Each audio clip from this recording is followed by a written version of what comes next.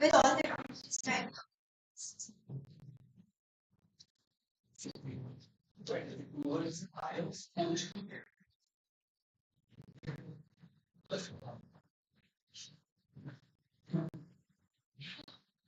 I request all the participants can occupy seats. We begin the conference by paying homage to Shraddheya Baba Amte and Sadhana Taya. A very pleasant morning to distinguished guests, delegates, and participants. On behalf of Anand Niken College, Anandman Arora, in association with the Context Matter Research Physics, Bikaner, Rajasthan, I'm delighted to welcome you all to Materials and Applied Science for Society, March 2024, International Gathering of researchers, thought leaders, and professionals from around the world. The aim of organizing this international conference is to provide a platform to exchange ideas and interactions among students and eminent scholars from the field of the science and technology. It is indeed a privilege to host prestigious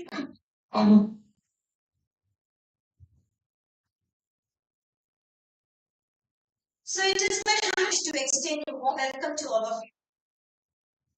As we begin this significant international conference, we are honored to be joined by several distinguished dignitaries and specialists whose contributions have been pivotal in advancing progress within their fields and across the borders. We first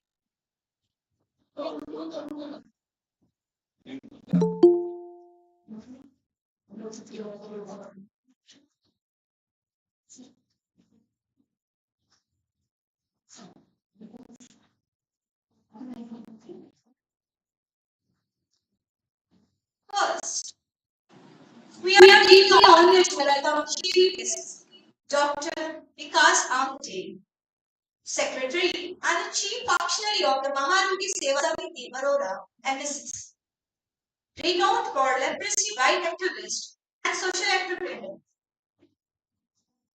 I request Dr. Minal Pai felicitate Dr. Vikas Amte with a sapling and a memento as a token of love.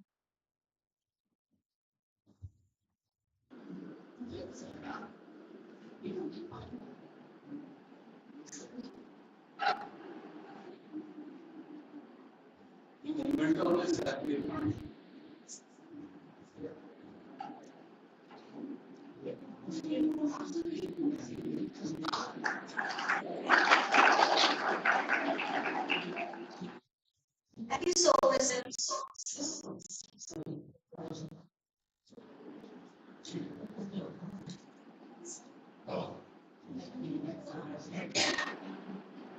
Next, we have the pleasure of introducing the guest of honor,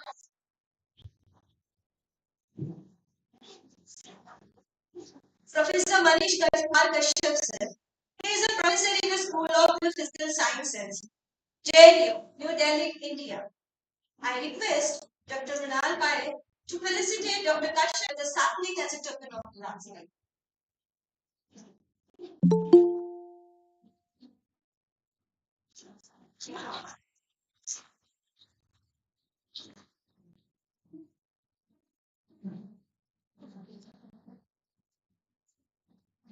It is my distinct honor to introduce the president of this distinct conference, Dr. Mrinal Pai, whose visionary leadership and unwavering commitment have been instrumental in bringing us all together to this significant occasion. I request Dr. Kamri to felicitate Dr. Pai with sapling as a token.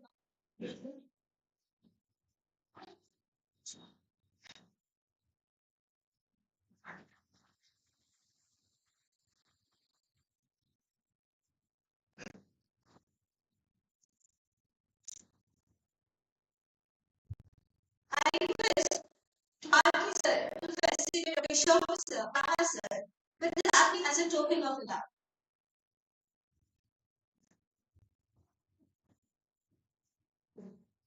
Now,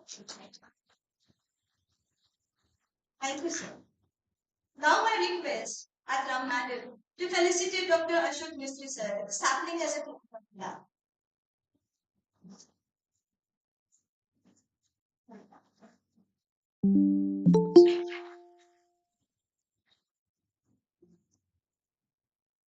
I request Dr. Nilesh Muge sir to felicitate Dr. Manoj Singh Shekhawat, convener of the conference, with the sapling as a token of love.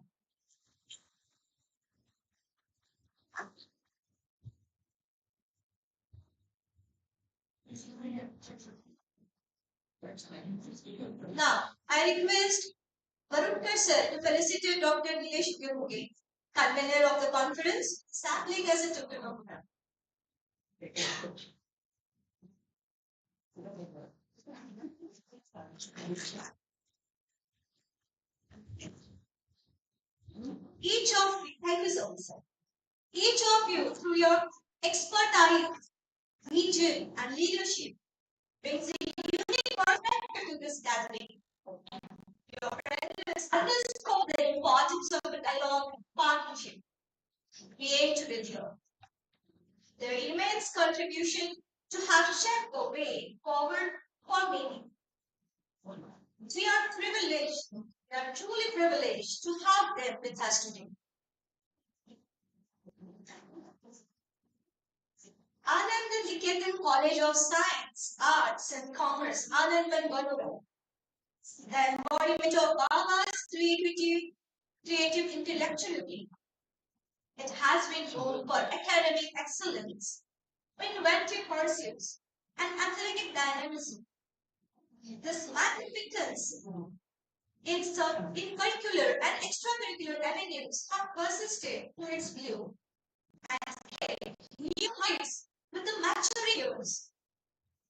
Management under the dynamic leadership of Dr. Das Amte, Secretary, and Mr. Kaustuv Amte, Assistant Secretary, Maharoti Seva Society, Anandban, are invariably there to offer their caressing hands to the college established devotion to the cause and utmost precision is the task mastership of the management. Has always been a source of inspiration those who attend the college provides. I would like to invite Dr. Ashok Mistry, head of the Department of Physics, to deliver the address about the college and the future purpose.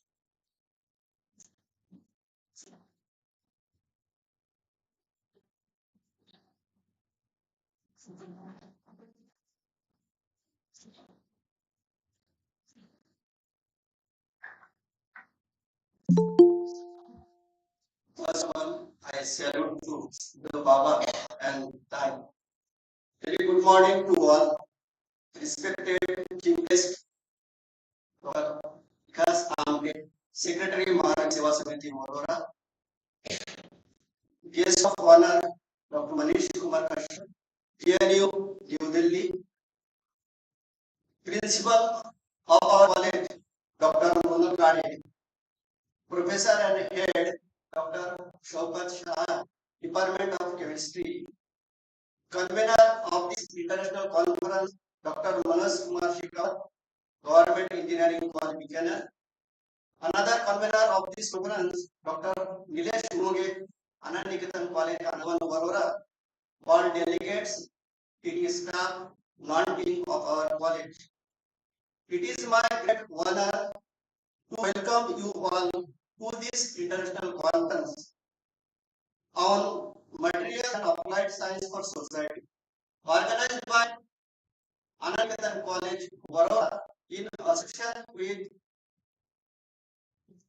Condensed Matter Society. First and foremost, I would like to express my heartfelt gratitude to each and every one of you for taking time to join us today. Your presence is witness to the importance of the international conference and the significance of the topics we will be discussing over the next 2 days. This conference brings together leading experts and researchers from around the globe to share their knowledge, experience, and insights on material and applied science for society. We have an exciting program linked up for you. Keynote addresses, flood discussions, technical sessions, online and offline. Our conference aims to provide the platform for the exchange of ideas, collaboration, and innovation. We hope that discussion and debates that take place here will inspire new perspectives and contribute to the advancement of society. I would like to extend a special welcome to our international delegates who have traveled far with us. Once again, I welcome you. Thank you.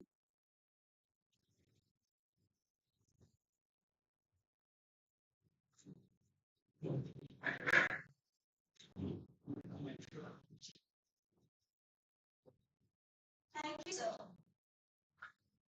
Thank you, sir, for your encouraging words and setting the stage for today's presidents. Conference brought together the thought leaders and experts to exchange ideas and share insight and foster collaboration on innovative solutions. Now, I would like to call Dr. Anushi Sinha to speak about the conference.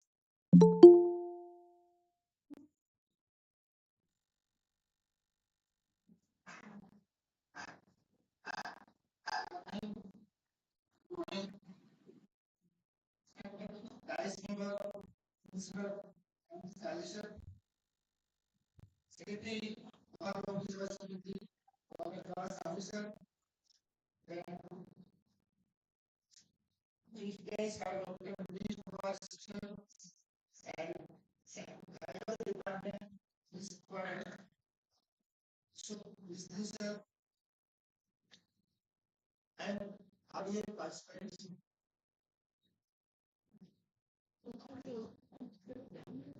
I am honored to stand before you today as a convener of National Conference on Materials and Allied Science Processing as well as the Secretary of Advanced Mathematics. We have received great response from all over the India and outside of India also.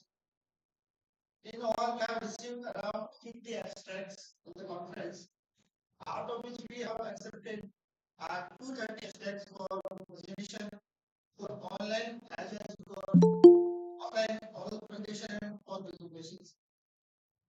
We have received papers from top university of the India research institutes of India, and we have also participated from the foreign countries. One participant from Nepal, Mahathir Bali, Gujarat, and two participants from the Romania country. So this conference is in the year is the international conference.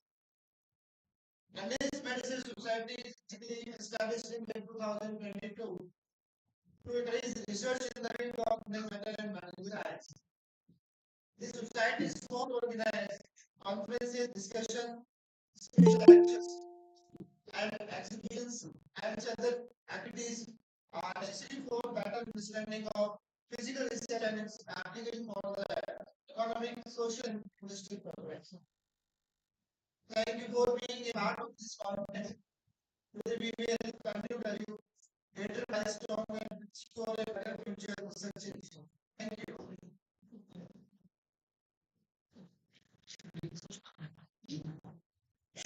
Thank you, Professor, for unveiling that we have got huge response for this conference. Thank you so much. We are pleased to announce the release of the abstract book featuring the comprehensive collection of research summaries and presentation of the conference. I would like to call upon all the dignitaries of the day to handle their academic to mark beginning of international conference.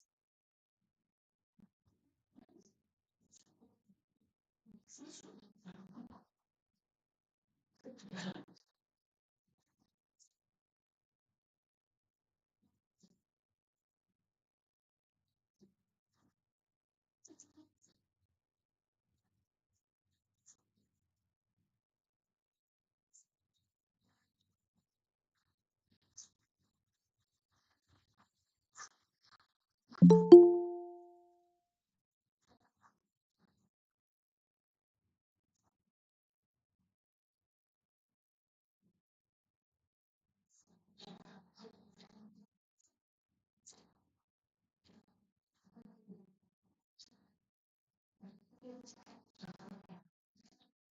you so much.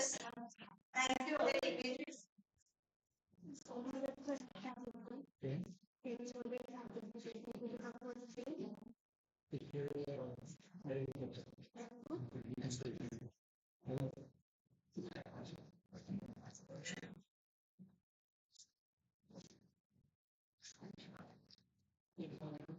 Next, we are privileged to hear from our esteemed chief guest, Dr. Vikas Mohan, who has been a pioneering figure in social services, rendering services to underprivileged society. Moving forward, the legacy of late Shraddheya Baba Amte and Sadhna Dayam. So he will share the insight of the conference. I request Dr. Vikas Amte, Glasgow Amte to come forward and share his thoughts. Thank you.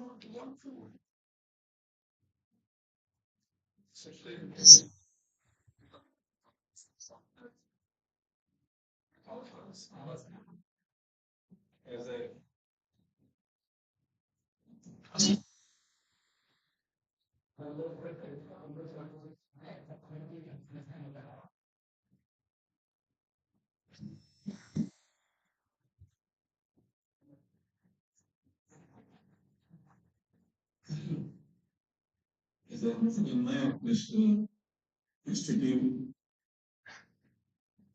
the first student of this college. I'm privileged that you invited me at this conference. I'm likely to make mistakes because the subject materials in applied science. I did have physics, additional physics for pre-medical course of this from this college, but way back in 1965, and I'm really honored that you invited me to talk at this prestigious conference.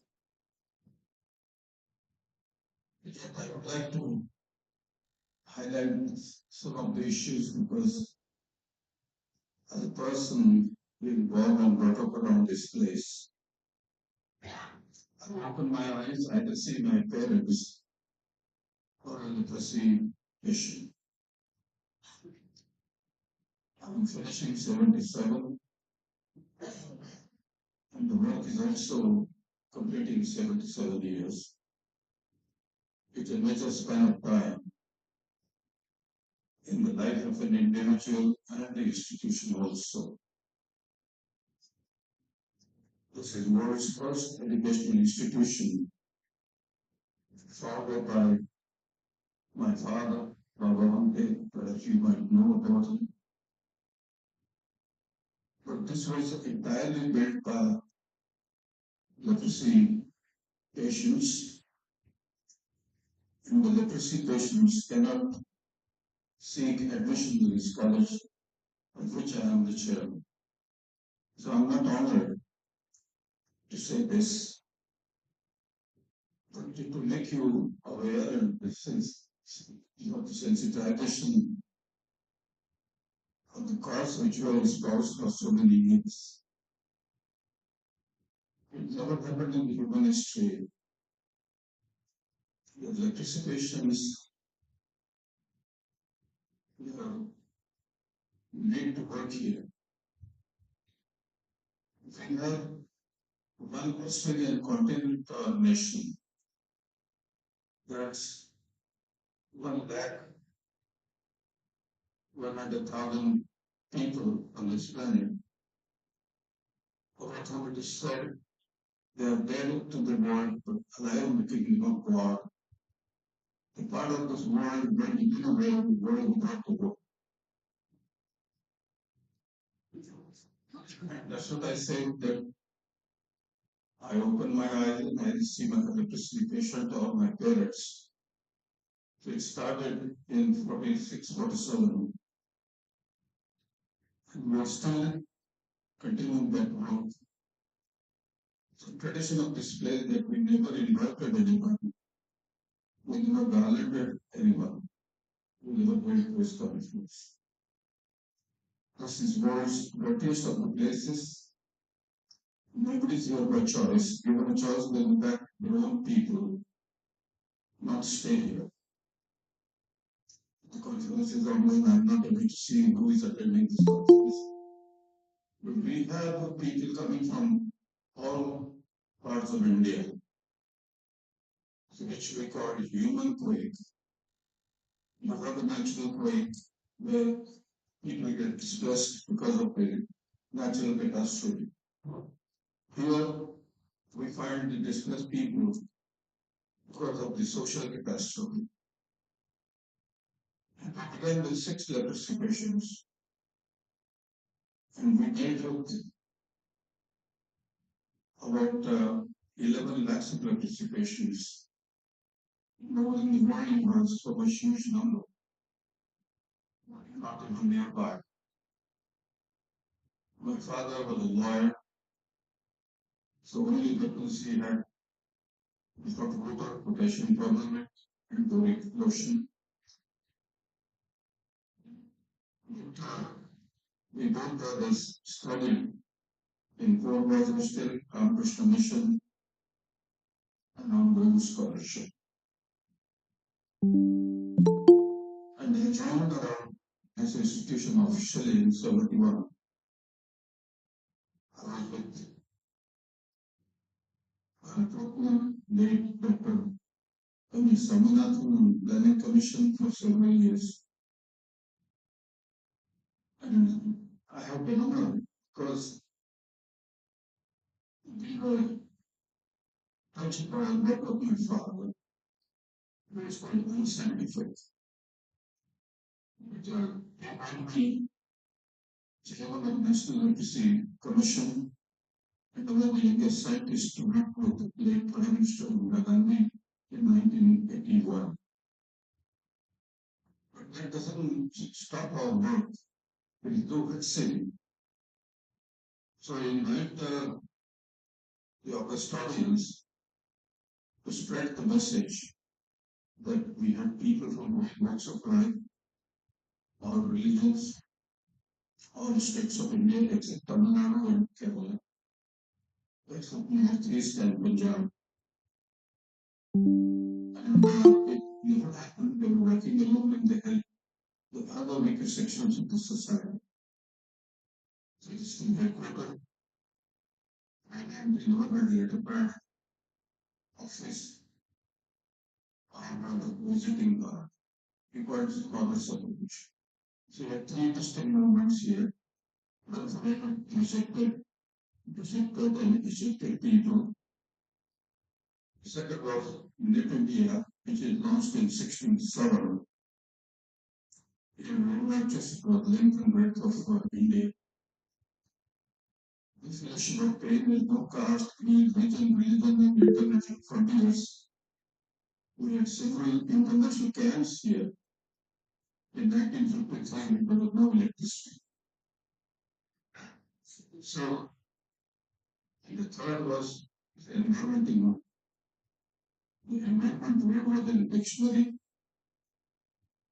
He was placed to oppose with a dad or with a bad, but not a question. But I began my career in Denver. People with basic necessities of life. seeing to people, some of the bodies from Orissa, Andhra Pradesh, Telangana, and Maharashtra. Is solid. My younger brother was an international celebrity. He was there since 83, 73.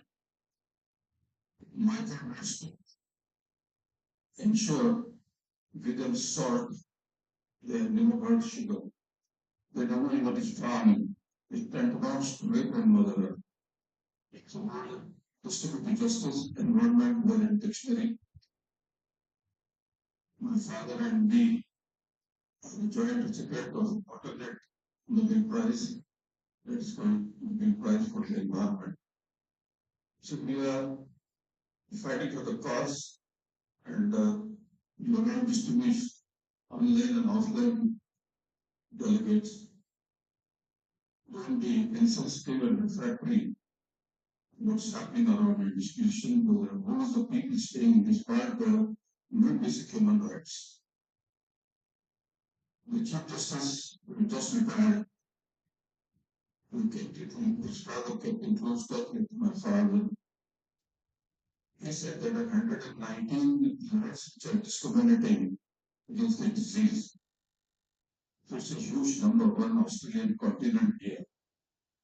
And I'm honored because the whole such a conference for all mysterious people like you, but to spread the gospel and message to people to don't throw away the participations, to give them equal chance and opportunity so they can rise to the occasion and be an equal partner to society.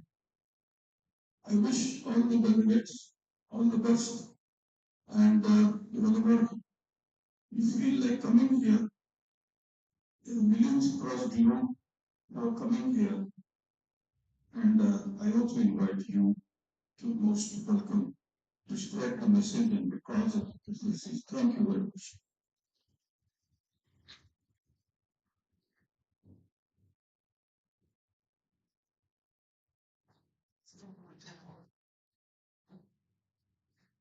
Thank you, Vikas Babu, for your thoughts-provoking address. Your insights have truly enriched this gathering and have set the stage for stimulating discussions ahead. Ladies and gentlemen, it's our great pleasure to announce the arrival of our chief guest of honor, Dr. S.V. Mori, who has graciously joined us today. I request Dr. Kunal Pai to kindly welcome Dr. S.V. Mori with the token of love.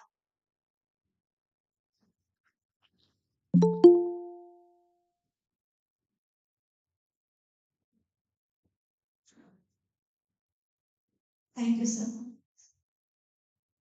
As we commence this esteemed conference, I request Dr. S.V. Mori, the guest of honor, to kindly address our conference.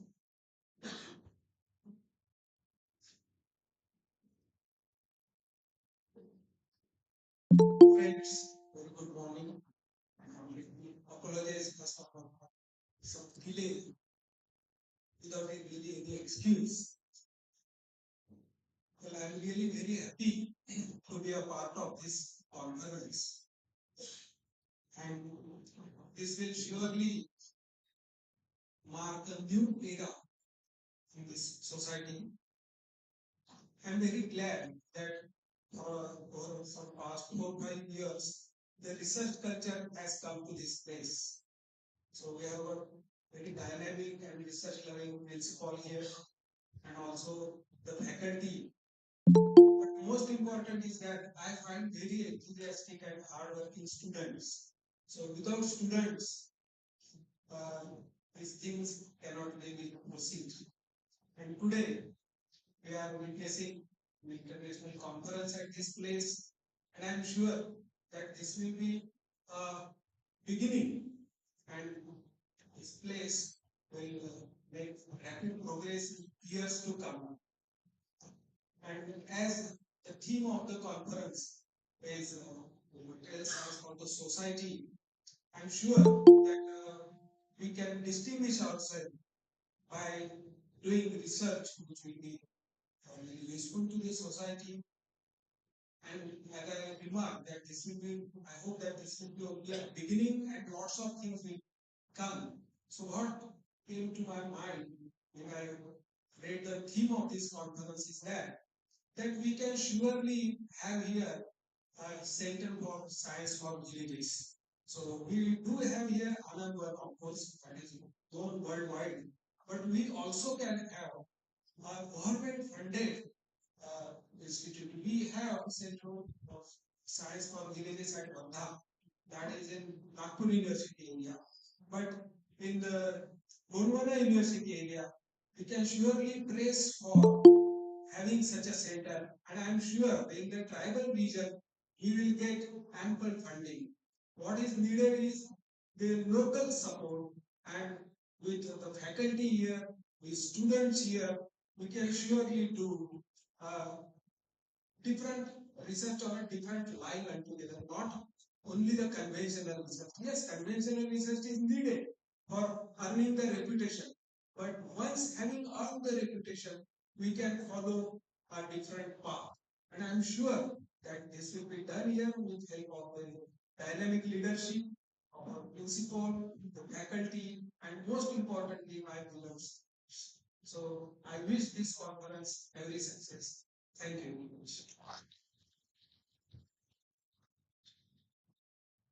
Thank you so much, sir, for your warm and inspiring words that set the perfect tone for the today's event and giving us a blessing for our conference. Thank you so much. Next, we are privileged to hear from our esteemed president of this conference, Dr. Rinal Kaya, who has been pioneering figure in this institution. I request Dr. Rinal Kaya to share the insight on this conference. A very good morning to all of you.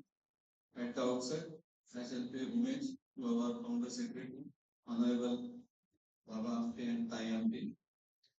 We are in the 75th year, as Bhav said, of serving the leprosy patients, not only leprosy patients, but the entire society.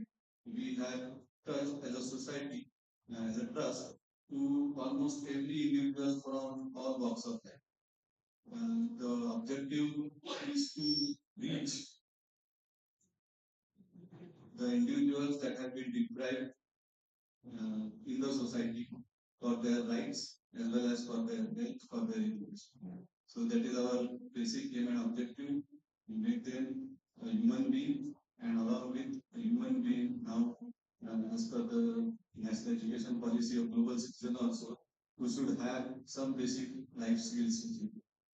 I thank the organizers who have shown interest in us, who have shown confidence in us, and I congratulate uh, the society, Physics Society of Bikaner, as well as our Physics Department, Chemistry Department, sir, to have come up with this idea of organizing an international conference here, which will give a strong platform to the researchers, to our students, and to the scientists also. On this occasion, all honorable members on the dais, our Secretary, Dr. Vikas Amte, Dr. Morin sir, Dr. Manish Kumar Kashyap sir, Dr. Kaushal Kumar sir, Dr. Manoj Singh Shekhawat sir, our doctor departments, Dr. Mistri sir, Dr. Shah sir, Dr. Ubinuge sir, all the distinguished audience guests of the dais, all the researchers, students, our faculty members, members of the non-teaching staff. It is really a matter of immense pleasure for me to have an opportunity to organize this conference here. As I always say to my students also, that research is focused for the development of humanity in general. We are all focused upon that. But now, I think that we must have some shift towards our research. Why? Because in order to ease our daily life, what is actually now happening that our primary skills, our movement of our hands, our fingers, our legs, and we are not even trying to bend in home also now. There are robots who have come up for cleaning purposes. There are washing machines, and science and technology, no doubt, is easing our daily life. But there was a scientist, I don't remember his name. He has written a novel on science fiction, and he said that with this kind of development, one day our evolution will take us that we will just appear like a football with no limbs at all, no need of our digestive system also. Only our panchendriyas will work. Rest, because none of the body part will work in future, there will be no body parts at all. So whether we want to take ourselves to that future, whether we want to remain as human beings or we want to make ourselves like a football, that is in our hand. So this is just a thought that, as I always say, that science research, scientific research should always be associated with spirituality also, Adhyatma also, because that gives us a proper direction. Where should we proceed? Whether we should use atomic energy to make a bomb or to have energy resources. So that selection of topics, that selection of our focus in research will be proper if we had Adhyatma also in science. So I will not talk much because we are already behind schedule. I thank the organizers once again to have given me an opportunity to interact with all of you. Thank you very much.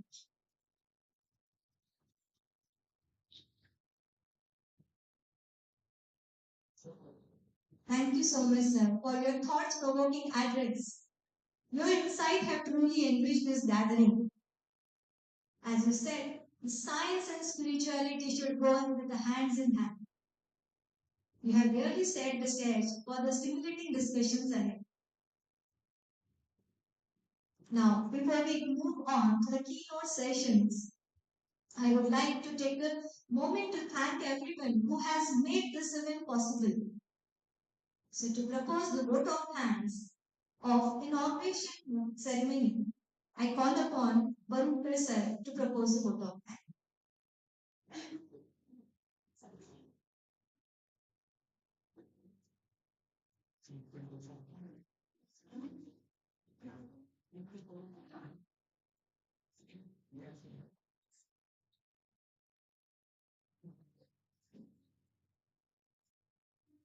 Good morning, all of us. Let me propose vote of thanks in this international conference on materials and applied science for society.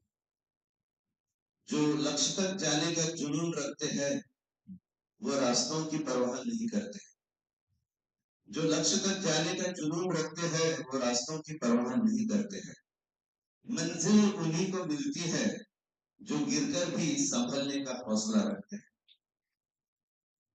सर्वप्रथम श्रद्धेय बाबा व ताईंच्या स्मृतीस विनम्र अभिवादन. I pay homage to the memories of Shraddheya Baba and Sadhana Tai. Honorable and respected dignitaries on the dais and of the dais, esteemed guests, participants, and delegates from all over the world.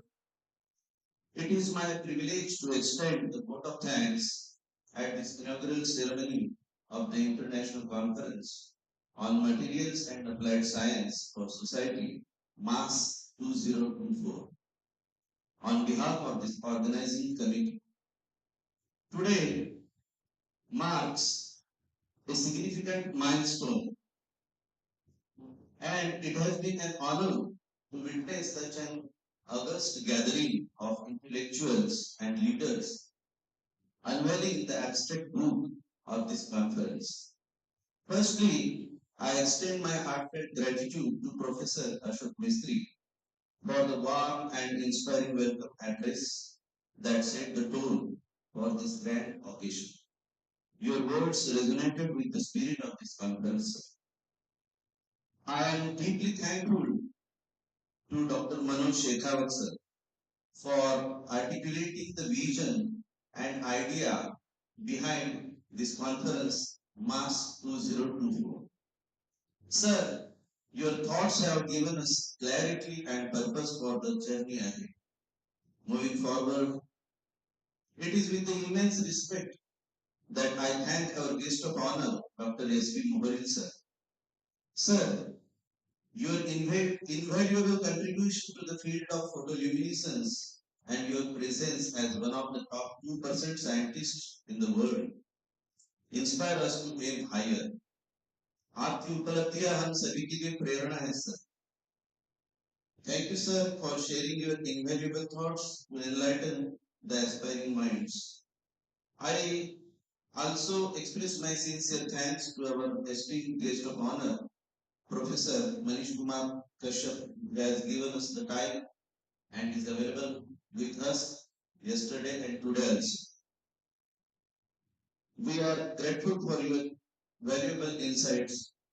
A special and heartfelt gratitude goes to today's chief guest, Dr. Vikas Bhavarti, an eminent personality with the national and international acclamation. The Secretary of Maharoti Seva Samiti, under the able guidance of which this college is being run. Sir, your legacy of selfless service and unwavering commitment to the society is unparalleled. Your words today have left an indelible mark on all of us. I would like to share 4 lines for you in Hindi. रोशन है जहां आपके किरदार से, रोशन है जहां आपके किरदार से, हर दिल करता है आपको सलाम प्यार से. रोशन है जहां आपके किरदार से, हर दिल करता है आपको सलाम प्यार से. जिनके होने से मिलती है राहों को रोशनी, जिनके होने से मिलती है राहों को रोशनी, वो शख्सियत है आप, वो शख्सियत है आप, एक मिसाल, एक कहानी. I would like to extend my deepest gratitude on behalf of this organizing committee to our Vice Chancellor, Dr. Prashant Bogare sir, for inspiring us to organize this conference. He could not be available today due to his busy schedule. I would also like to take this opportunity to thank our beloved Principal Dr. Pranal Kade sir, who presided over this function and concluded the inaugural session with an enlightening speech. Sir, your wisdom and perspective were the perfect culmination to this ceremony. A big thanks to our anchor Supriya Kshetrapal madam. आपकी खूबसूरत प्रस्तुति ने इस कार्यक्रम में 4 चांद लगा दिए. Let me extend my thanks to our participants and delegates from across the globe. Your enthusiasm and involvement have been the driving force behind this conference. I extend my sincere thanks to you for such a stupendous attendance. आप सभी की उपस्थिति ने इस आयोजन को सार्थक बनाया. Lastly, a heartfelt thanks to everyone who contributed directly or indirectly to the success of this event. The organizing committee, the technical team, and all the volunteers whose dedication has made this possible. आपके बिना यह सम्मेलन संभव नहीं हो सकता था. To conclude, let me say, सपनों को हकीकत में बदलने की राह पर चलना है. सपनों को हकीकत में बदलने की राह पर चलना है. हर चुनौती को पार करके बस आगे बढ़ना है. Thank you all for being part of MAS 2024 and for making this event a great success. Thanks again. Thank you all.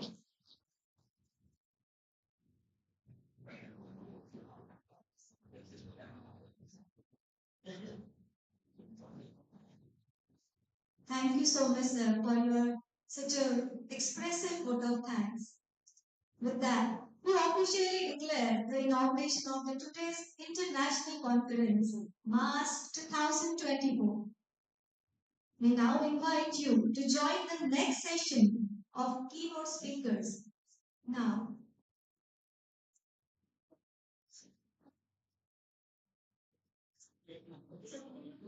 so thank you everyone, and let's have a remarkable and a productive conference together.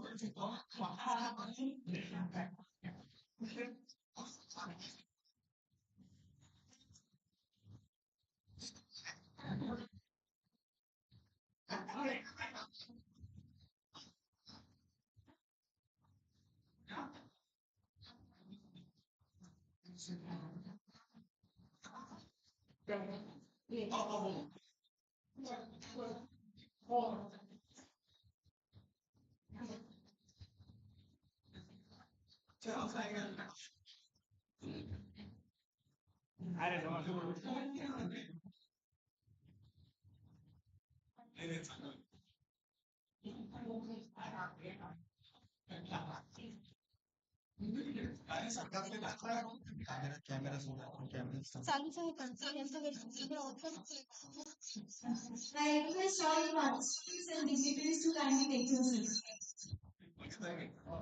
I request. Now we will officially start our session. Now, I invite you to join the next session. So I invite all the session chairs, Dr. S.V. More and Dr. Co-session chair, Dr. Sudhakar Bansal sir, to kindly come forward and have a seat here on the stage. I request kindly occupy your seat.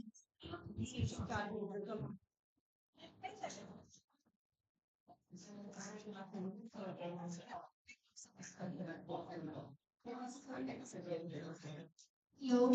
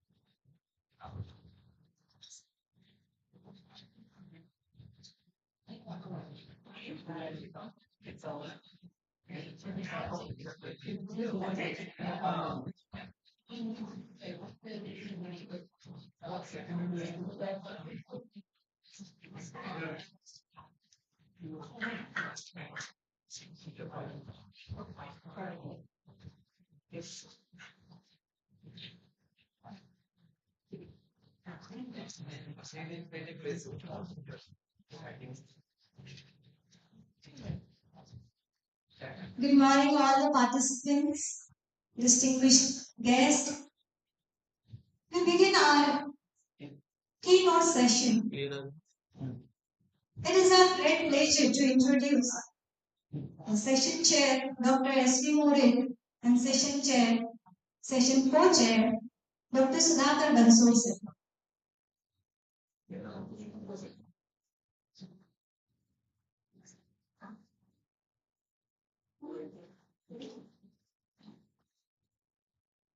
Dr. S.V. Morin is a retired professor from the Department of Physics, RTM Nagpur University from 1984 to 2014.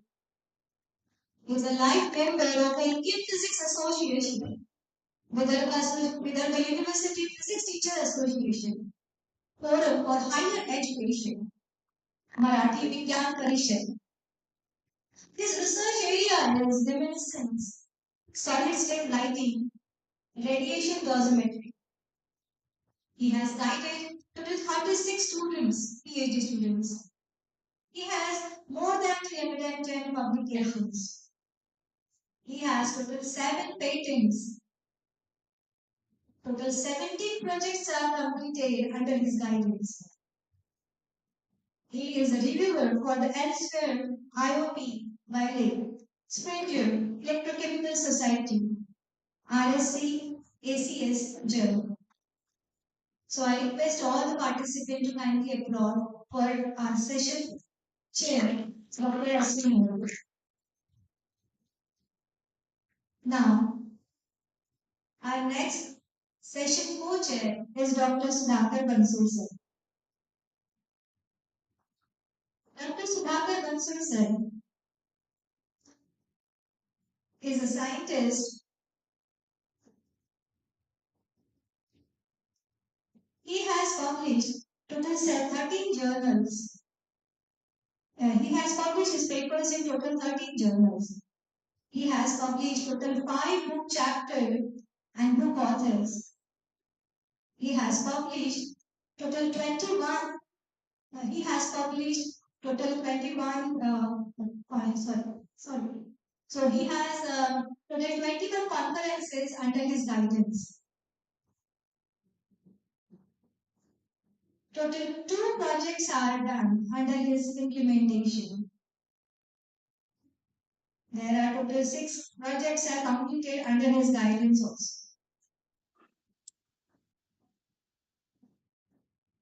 He has a teaching experience of 6 years in various institutions.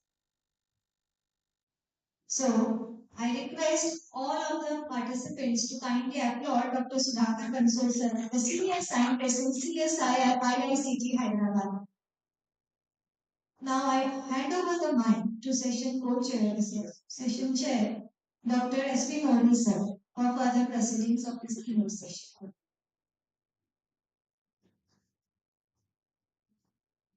Well, friends, now we begin our keynote session.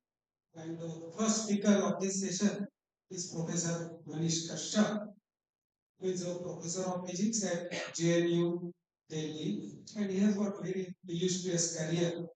So if we read all his biodata, then we will be encroaching on his time. So I will just read explicitly one or two important points. He had been gold medalist throughout his career at BSc as well as MSc at Kurukshetra University.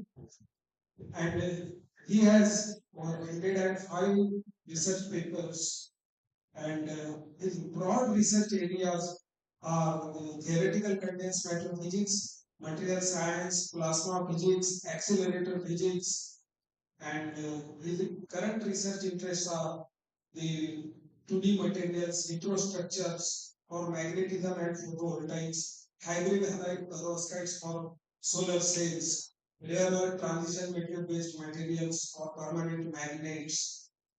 Main topic which we are also interested in is the density functional theory simulations. In fact, yesterday he taught here for in our workshop for students. So I think this talk is his real pehchan. So without further delay, I request him to begin his presentation. Dr. Please. Thank you, sir, for the introduction.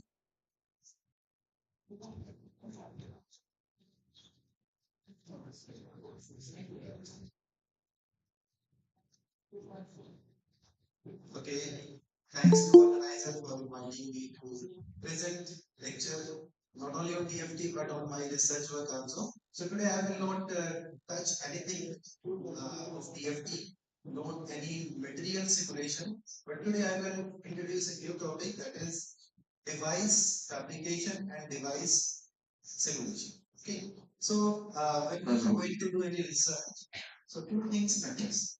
First we target material, second we target device. Okay, and both of these aspects are important. These aspects can be touched on both fronts, that is theoretical as well as experimental. So today, I'm going to touch the device fabrication and device simulation in this talk. And I have taken this particular area because recently this type of solar cells comes into existence, and these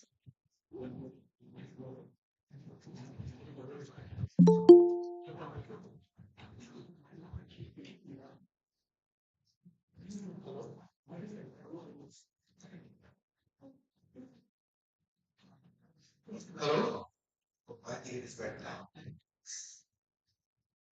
Okay, and it is Jim diagnostic. So perovskite solar cell will be are going to replace silicon solar cell. And we are having many problems in silicon solar cell. So that's why this topic is important.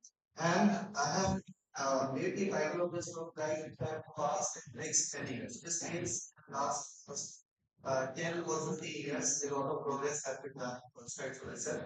And we are expecting a lot of things from these cells in the next 10 years. So let me begin my talk. Okay,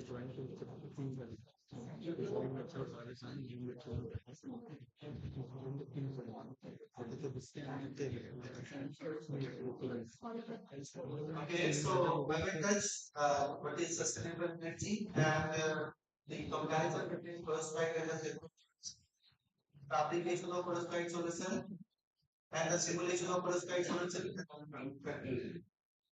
Well, if we talk about the sustainable energy, uh, the current global power demands is about 24 terawatt per hour.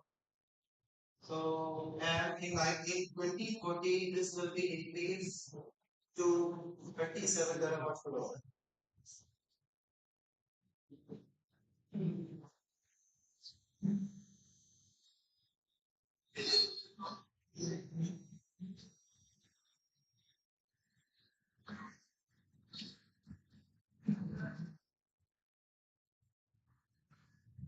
Yes, madam.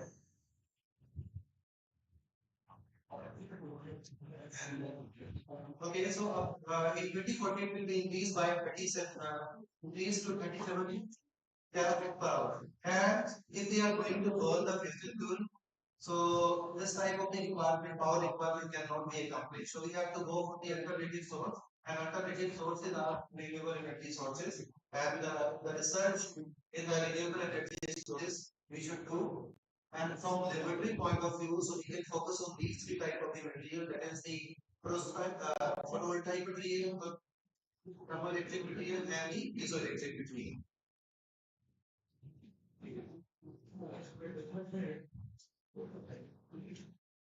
Okay, so this is the chart because the comparison that how the solar photovoltaics will be taking care of all our power need 2040 at the present time 2020. So you can just see that this is Nico, which is accomplishing our need of the power sector, and we are here for the solar power. Okay, so but as coal resources are limited, so we cannot expect so much growth in this particular one. So we have to rely on the solar photovoltaic so that the entire 2040 can become a complete 40 power sector.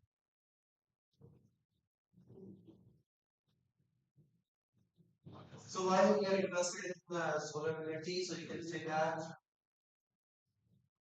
there is no environmental concern, control, no carbon emission, and no pollution in the harvesting. You can save the money from the electrical bill, and you can increase the home value of your home, and definitely we can have a large interest in the upcoming technology. So what is solar cell? So you can say that is the word. Photo is nothing but light in heat, so that's why we are having a gold the name taken by the pioneer scientist Alexander Volta, who discovered electricity. And solar cell is a photovoltaic device which converts light energy into the electric energy, and it uses the photovoltaic cell. So to generate the useful power, we necessary to connect the number of cells together so that we have a panel-like structure that is called solar panel. And this way, you can make a photovoltaic model. Okay, and the base, the principle is nothing but the same photovoltaic effect. The generation of electron voltage and electric energy is. Okay, so solar cell properties are open circuit voltage, that is VOC, short circuit current, reflector, and power conversion efficiency. So these are the properties which we generally measure in case of any solar cell or solar panel. And these are the factors which determine the solar cell performance. What type of light we are, what is its intensity, what is wavelength, what is the angle of incidence of the light, surface condition of this solar cell, what is it, whether it is clean or dirty, and what is the temperature of the solar cell. So during the rest of the time, so 4 of the solar cell are coming in very distant. So this is the first equation in which silicon is dominating, and the second equation we are having the thin film based solar cell, that is CITS, CGTS, CGTS, amorphous silicon, and the microcrystalline silicon. And the third generation, we are having dye-synthesized solar cell, quantum dot solar cell, magnetic, perovskite solar cell, concentrated. And then in the fourth one, which where we are taking the hybrid ones, so it is based upon the carbon nanotubes and looking at its derivative, metal particle and metal oxide. So out of this, so we are going to focus on perovskite solar cell. So this, if you are doing the research in this particular area, so you should focus on this particular chart. It is given by NERL of USA. That is well researched, well efficiency. So in each and every month, whenever there is a discovery in the efficiency of any particular service in any lab, so this is getting modified. So you can see that if I just focus on perovskite solar cell, that is this one, uh, and the silicon solar cell. So, which is from the blue one, right? So you can see that this is the solar silicon solar cell, and this is the perovskite solar cell. And perovskite solar cell has reached up to the efficiency of silicon solar cell, and we are having at present we are at 56.7% efficiency of the perovskite solar cell. So now, what are this type of materials? So it is having Joule formula, that is ABX3. And here, A and D are the cations, and X is anion. A and D, so D is a metal cation, and A can be any organic or inorganic cation or a mixture of it. So, solar cell using perovskite as a light absorbing material are known as perovskite sources. And these are interesting because we can have from perovskite absorber layer, tunable and optimum band gap, high carrier density, high carrier mobility and lifetime, low diffusion length, high corruption coefficient, and low force configuration. And all these properties are nothing but the good requirement of a good photovoltaic material. So as we can see that so much motivation is behind the quantum jump of the efficiency. See, in 2009 we had started with the efficiency 3.8%, and in 2024 now we are at 26.7%. Let's see the growth. This is the very steep growth in the efficiency.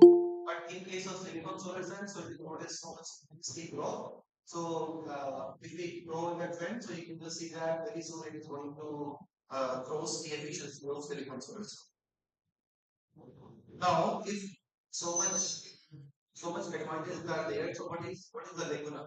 So lacuna is written in this particular graph. So you can see if I take this C, B, and A in this way, so from C point of view, so efficiency is at par for silicon as well as perovskite solar cell, and the hybrid also.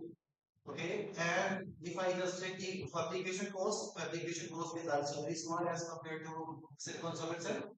But if I come to A, so it is pretty lifetime for stability, so stability is very less. Perovskite solar cell as compared to silicon. So the scientists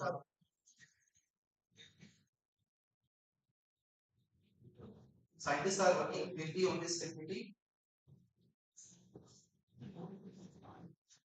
So all started in 1990, where Mitzi and Covercup investigated the optoelectronic properties of organic inorganic hybrid perovskite and proved that they can be used in the light emitting diode application and the solar cell also. Okay, and then Kojima in 2009 found that okay, so organic metal halide perovskite are similar to dyes, that can be used in these dye synthesized solar cell, and that can absorb the sunlight. And then the perovskite was applied in dye synthesized solar cell, and the efficiency for this solar cell was obtained as 3.8. So story started from here, and it has reached now to for a single I'm talking about single junction, so single junction for perovskite solution, it has reached up to 26.7%, and it has been reported by Chinese laboratory. And as I said that you have to keep an eye on this particular chart. It is NER efficiency chart. So where these efficiency are going to be modified month by month. So you can say that perovskite solar cell is the most fine growing photovoltaic technology till date.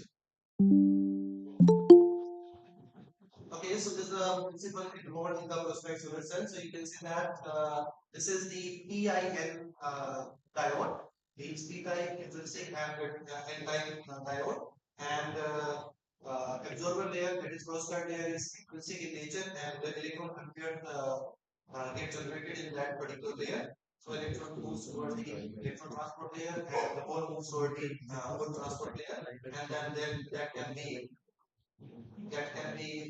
driven by the external circuit, and we can have the current in the external circuit. So if you use the concentrated light, so more power will be released, and you will have more battery lights. So why this is so much interesting? Because these cell can be fabricated in the lab, fine, by the solution process method. If you have any block holes that is sufficient, and you can make these type of things of itself, and can be done by spin coating solution process or vapor deposition also, where you can make the help of foam evaporation or evaporation. So now, what type of research we can do? So as I said that it is having the formula ABX3, and so we can play with A cation, B cation, as well as C. Okay, and based upon any of these combinations, we can design a few particular perovskite solar cell. So which can have the advanced efficiency and advanced stability as well. So like the first one, which was used as the perovskite solar cell, was methyl ammonium halide perovskite, that is Ma group. So Ma is CSP NSP plus. So CSP NSP PPI3. So the first absorber there, which was used in perovskite solar cell, and then so apart from this Ma, some other organic group was discovered, like this chromometilium or boronidinium, that is Fa group. So CS NS3 NS2 twice, or C NS2 twice. So we can play with the two cations, we can play with three cations. And these days, people are working on three cation basis. Means at A side, we take not only one cation, but instead of these, we take three cation. And so in this way, so we can have a lot of combination of the perovskite layer, and accordingly we can design the perovskite solution. So in the main construction, layer by layer of perovskite solution, you have to make a substrate, and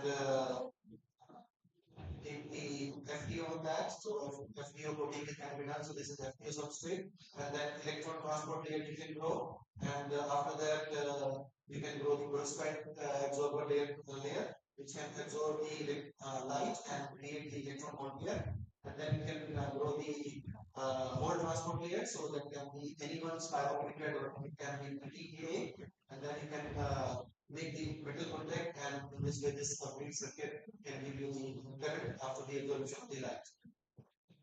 So light is being absorbed from this particular section. All these layers are transparent in nature. So complete light goes here, and we have to just check also whether these layers are not having any reflectivity and any absorption, so that all the light should travel up to the absorber light, and here it will get converted. So now the main step for the device application. So that is these are the main steps, and this can be done in the lab also. So substrate cutting, patterning, substrate cleaning, synthesis of precursor solution, film deposition, with the help of spin coating, and then contact formation, thermal evaporator, solar simulator. So what do you need? So you need a spin coating, thermal evaporator, and solar simulator. These three devices will need, and then you can and one more box definitely, and then you can make the solar cycle. So with this is the substrate cutting, so you can cut the substrate of any of your size which is required, and then we can do the masking so that we can make the contact, the back contact, and then with the help of 3 plus on the substrate, so you can remove the FTO portion, and then you can grow the other layers. And this can, with any of these, this one can be done with the help of few probes of SCL, and by the achieve you can achieve your film for the further evolution. Okay, so with the achieve, so you have done the patternized substrate. After that, you can grow the next layer, that is the electron transport layer. And after the heating, so you can grow the perovskite layers, and then we can grow the STL, that is spiral layers. And by the observation, then you can call them the return contact, and so you can form on a single substrate 6 different solar cells. So in the methodology involved, so this means you have to make the solid state synthesis, electron deposition, and metal contact formation, and finally you can go for the hydration. So this is the fabricated perovskite solar cell device, which will nothing but like a black in color. And if it is not black, so it is just like yellow or orange color. So this means it has got some moisture, and you will not get the desired efficiency in that case. And whenever you will put this particular device in the solar superconductor, so it will be illuminated, and then you can find out the VOC, ISC, and the efficiency. Okay, so I'm showing you some results that how we have drawn these layers. So this is the first we make the structure. So this is the complete structure. So we are going to the FTO, and then ETL layer, absorber layer, and then the buffer layer if it is there, then the whole transport layer, that is spirometer. And so this is the case where we have taken the help of three cation perovskite, that is Fa, Ga, and Cs. Organic group, and Cs is the inorganic group. So if we take the organic mixture, so we can get more stability, and we can play with the doping concentration by just varying this amount of X by 1 to up to 10%. So what is the problem in FAPPI phase? So you can just say that it is, if it is in alpha phase, it is fine. But as it is coming to the room temperature, so it is possible that the delta phase is going, and delta phase is not the perovskite one. So we should avoid this one, and we can avoid this one by the compositional engineering. And compositional engineering at the A side of FAPPI can be done, and it is a more fruitful approach to overcome this particular issue. So this is the reference spectra, and 1% of 3%, 5%, and 10%. Only the 10% we are going to database, otherwise for other things we are not having database. The new version of XRT spectrum, how your particular peak is going to shift for these particular display. And then you can go with the digital spectroscopy and the PL spectroscopy, so that we can find out the band gap. And band gap we should have near to 1.5 electron. So with the help of UV visible as well as the help of PL, so we have got the similar type of the band gap, and very small smoke shifting in all these cases is there. And if it just check about the Brubac energy, so Brubac energy is going to decrease in case of more defect are there in 10% G. Okay, so then you can just check the average grain size with the help of SEM analysis, and what we see that the grain size coming out to be 200 nanometers. So most important, so we have to raise the lifetime, and if you have done some sufficient doping, so the average lifetime should be increased. We can just see that as compared to the reference, if we just take 10% GA, so lifetime has been increased up to some extent. And if it is increased, so this means there is less chance of recombination of electron or pair, and electron and ball pair can be taken care by the respective electron. So finally, you can find out the efficiency. So efficiency with the help of follow simulator in the reverse and the forward scan you can obtain, and this is the corresponding plot. So for 3% dropping, generally we take the reverse one. So 20.7 is coming out for this particular case. And then you can go with the stability analysis. Your whatever the film you have made, so that should be stable for with the passage of the time. And what we see that case of reference in case of 3% dropping. So for 3% dropping, with the passage of the time 300 hours. So there is less change in the efficiency as compared to the change in the efficiency of the reference one, where we have not had dropping. So this means this 3% dropping, this total will increase the standard values. Okay, second one we have taken the instead of GA we have taken K. So A, CS, then FA. We have taken three different times for at the A side. So this is the fabrication step. So first we can also make FAI if it is not purchased, and then you can mix all the iodide salts so that you can have a compressor solution, and then by the step 14 you can go to thin film, and in this way you can have the thin film for the prescribed layer. So this is the individual study of the prescribed layer for the complete solar cell. So this is the application for four particular thin films, and you can just see that. So what we have tried to see here that how we can remove the deltas, and what we see that with the help of the dropping of K. So this delta P can be removed.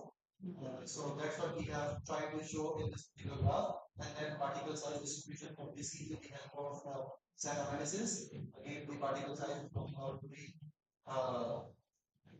for different one, it is coming out different one. So this is over 200 nanometer it is C. And then band gap when we find out. So for all the possible cases, the band gap is coming out to be 1.5. And the PL also, so similar type of approach expect by here, so we expect the similar band gap. Okay, so this is the comparison and our back energy again for the 10%, the effect is more as clear from the back energy analysis, and then the lifetime PPR. So you can just see that the average lifetime is going to increase up to 5%, but for the 10%, where the effects are more, so the lifetime is increasing. Okay, so it is not very visible, but anyhow, so I have tried to show the efficiency chart. So in which case the efficiency is large, and this so efficiency analysis, for example, you are going to just slowly thin film or prescribed it. So this device part with the help of technical tool also, like this has been done, the efficiency analysis has been done with the help of the simulation tool. That is the numerical simulation, the help of steps only, and we can predict the efficiency for all these cases. So we can just imagine this is the K 3%, so efficiency will be largest in this one. The third case in which we have taken the compositional engineering of the cation again. Here we have taken the comparison of cation. So these two we have kept common, and in fact we have taken this one from the experiment. So for four cases we have tried to check that in which case we are having the optimized frequency. Again, the making of these film is similar process, spin coating and thermal evaporator. XRD analysis, again just check with where we are in the delta phase. So delta phase is there, so this means we have to treat that one, otherwise it is fine. And then find out the size, find out the band gap. Again, it is coming out to be at 1.5, that is the optimum value of the band gap. And then the stability analysis, so you can just see that. So this is more important. So all the sample degrade to the ambient condition definitely, and out of all four samples, K, S, C, S, F, so the least stability, and followed by this one, and these two are having the highest one. So this can be checked with the help of the corruption spectra, which we take 99 after suppose this is taken at 15 hours, 11 hours, up to 90 hours. Okay, so finally efficiency analysis. So again, it is coming out to be maximum for KCSFA combination that is 80.17%. And this can be done with the help of source simulator with the reverse and the forward scan. So this is the stability analysis of the prospect solar cell efficiency, and you can see that in this case we are having minus 5% degrade efficiency. For this one it is 5-6%, and for other one it is about 1%. So this is for the forward scan. The forward scan also is similar. And finally, so you can have the efficiency from this scarce quantity. So I have just introduced up to this point the experimental analysis. This is for the theoretical analysis that how you can obtain the efficiency. So for this one, and this you can just learn within 2 or 3 days. Okay, and then you can play with the buttons and obtain the efficiency. See, so this is Capsule solar cell capacitor simulator. It is based upon three basic equations, that is Poisson equation, continuity equation, and the continuity equation for the electron as well. And you can simulate multi-layer structure up to the 7 layers. Means 3 layers corresponding 10 layers are there. Even you can just put some buffer layer also, or any interfacial layer also, and you can perform the efficiency analysis. And it can circulate at any temperature and light condition. So, I'm going to show you the 3-4 cases where we have done the analysis. So see here, so this is the particular cell in which we are having ATL and CiO2, and the mixture of A dot MBPDI3 as the absorber layer, spirometer as the electron transport layer. And what we see that we can do, what we can do with the help of this simulation tool, we can vary the absorber thickness, we can vary the reflectance, we can vary the shear and shunt resistance, and we can reproduce the results again and again. And this device with the mobility variation can be done. And what we see that for the optimized device, the efficiency is coming out with 20.69%. So in this way, you can take a particular cell and go for the efficiency. So I'm not showing you data this time available. Okay, so see here, so this is the second case in which we have done the plotting of GA in the perovskite solid cell layer, that is PPI3. So what we have seen that it is possible to do the optimization of ATM. For example, you have fixed your the perovskite layer, and you can play with which will be the better ATM and STM for you. So that can be done. So we can play with ATM, like various liquid has been taken, various STL has been taken, and we just check that which is coming out of your optimal configuration. And for the optimal configuration, so what we have seen that the power efficiency coming out to be 24.36%. And this is our optimal configuration where instead of PiO2, so some other electron transport layer has come into the picture. So last case, that is the optimization of GA device. So you can see that we have started from this one, and we have done the optimization of ATL and STL absorber thickness. So in the starting, we can take any arbitrary one. So these are the optimized parameters. For example, so this is the absorber thickness. That is, this one is needed, and ATL we have taken spirometer, which is very costly. Even 1 gram, you have to pay lakhs of the amount. 5 gram, you have to pay in lakhs of the amounts. So instead of the costly STL, you can just take CO2O in this particular case. Instead of KIO, you can take ZNO, because these two are giving in combination the optimized result, and optimized is coming out to be 24.61% in this case.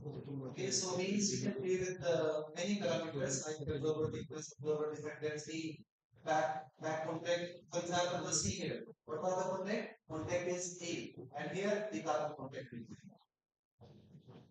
So now, how you can start this particular research? Well, yesterday lectures, I have just focused on DFT simulation. So with the help of DFT simulation, you can go with the when you find a particular proscribed journey which is having the optimized hardware, and it can be done with FE and 54 modeling, that is just like cost modeling. And then by we can skip that particular proscribed layer, go with the solvent synthesis of the proscribed layer with the other layers, still coating can be done. You can make the DIS functions, and then you can make the proscribed cell, and then finally you can make the proscribed module. So this is the final architecture of the proscribed cells. So for student point of view, so you can work in MATLAB as well as PyLab. So the MATLAB material simulation, device simulation can be focused, and in the PyLab, material simulation with the help of DFT and device modeling with the help of numerical simulation like SCAF1D, 4Z, and console you can do. Okay, and so if you are learning material synthesis, you can just plug this one with the device modeling. Even this can also be one part of research development. Okay, so in the future aspects, we can see that we have to go on the application, still we have to reduce the cost, we have to just check how we can increase the efficiency, and these prospects are to be developed at industry level so that these can be available to the common people of India. And small scale real of the UIT can be accomplished if these can be developed at a very cheap rate, and we will see that the small scale industry of prospect solution will be more in the next 5 to 7 years, and these cells will be revolutionary for the next generation and industries.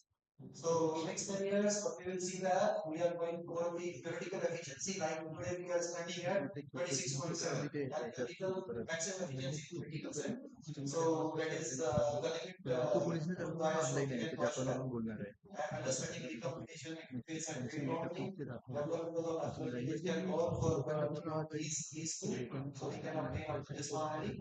Large area cognitive device, we will focus and development of material and modeling academic use.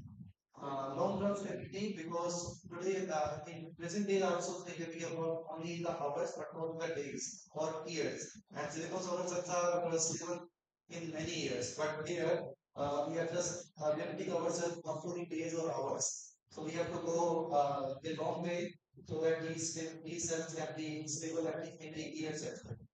Okay, so recycling technology definitely silicon solar cells are not recyclable, but these are recyclable. And definitely you can work with the integral technology where we can take many combination of the layers, and we can obtain more efficiency. So this is for the period 2020 to 2030, where you will see that tandem version of silicon and phosphide solar cell. All phosphide tandem cells, like one where you will take suppose from MA, second you will take from EFA, and you can make tandem of these ones. So this is tandem device. Apart from this stability, so you can go with the electrical engineering with the help of heterostructures, stabilization, and if I just talk about the efficiency, you can go with the interface engineering, chart transport, and layer design, and definitely we have to just check one more thing, because the phosphide solar cell, which heat time is lead is toxic in nature, so we have to work on it so that focus on increase phosphide solar cell. So the conclusion of the talk that solution is the future of the next generation, and these are flexible, cheaper, and recyclable, and simulation tools are available, so that they can check device performance, and experimental device application can be enhanced with this with the injection of the simulation, and can be done in the laboratory also. So by the end of 20, so Prosperity will be having a dominating share in the market, with the efficiency equal to 30%. Okay, thank you. Disturbance in the mic, so I'm not sure that how much it has reached. Yeah, we are institute. Yeah, question. very illuminating talk by Professor Manish Kumar. We are running quite behind schedule, so I request you that if there are questions we can discuss with him during the time on his behalf. Thank you. Now we proceed to the next talk. Yes. We thank Professor Manish Kumar by giving him a hand. On the behalf of organizer, we went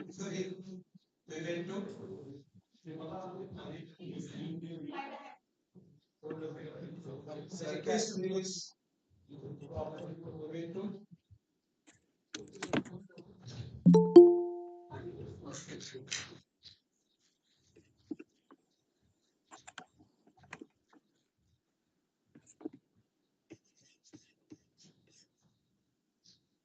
So next presentation is going to be online. So I request the organizer to begin that.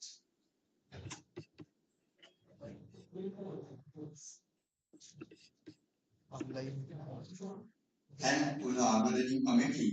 I special thanks to the Dr. Lily Tuyumi for giving me this opportunity and a co-chair of the session. Now I take this privilege to introduce our next eminent speaker, Dr. Pankaj Pointer, who is Vice Director at Center for International Research and Educational Cooperation and working as an associate professor in Tokushima University, Japan. Now, I welcome Dr. Pankaj Pointer. Hello. Hello. Can you hear me? Hello. Hello. Yes, sir, you are audible. Okay. Thank you. So may I start now? Can I start now? Yes, sir. Please proceed. Okay. Thank you very much. First of all, I would like to thanks for giving me this opportunity to share my Your research voice is not audible. Sir, with just a you. second. Today, I am going to talk on photocatalytic activity of two-dimensional nanostructures. This is the outline of my talk. First of all, I will discuss what is the photocatalysis. To that, I will move to the recent development field of photocatalysis. Then I will move to the research work. I think there are some echo.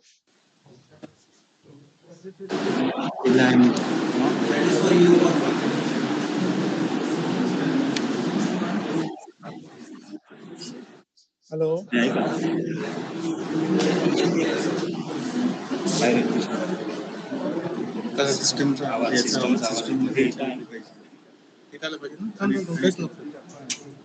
Hello. Sir, there is someone is continuously talking. Okay. Then I will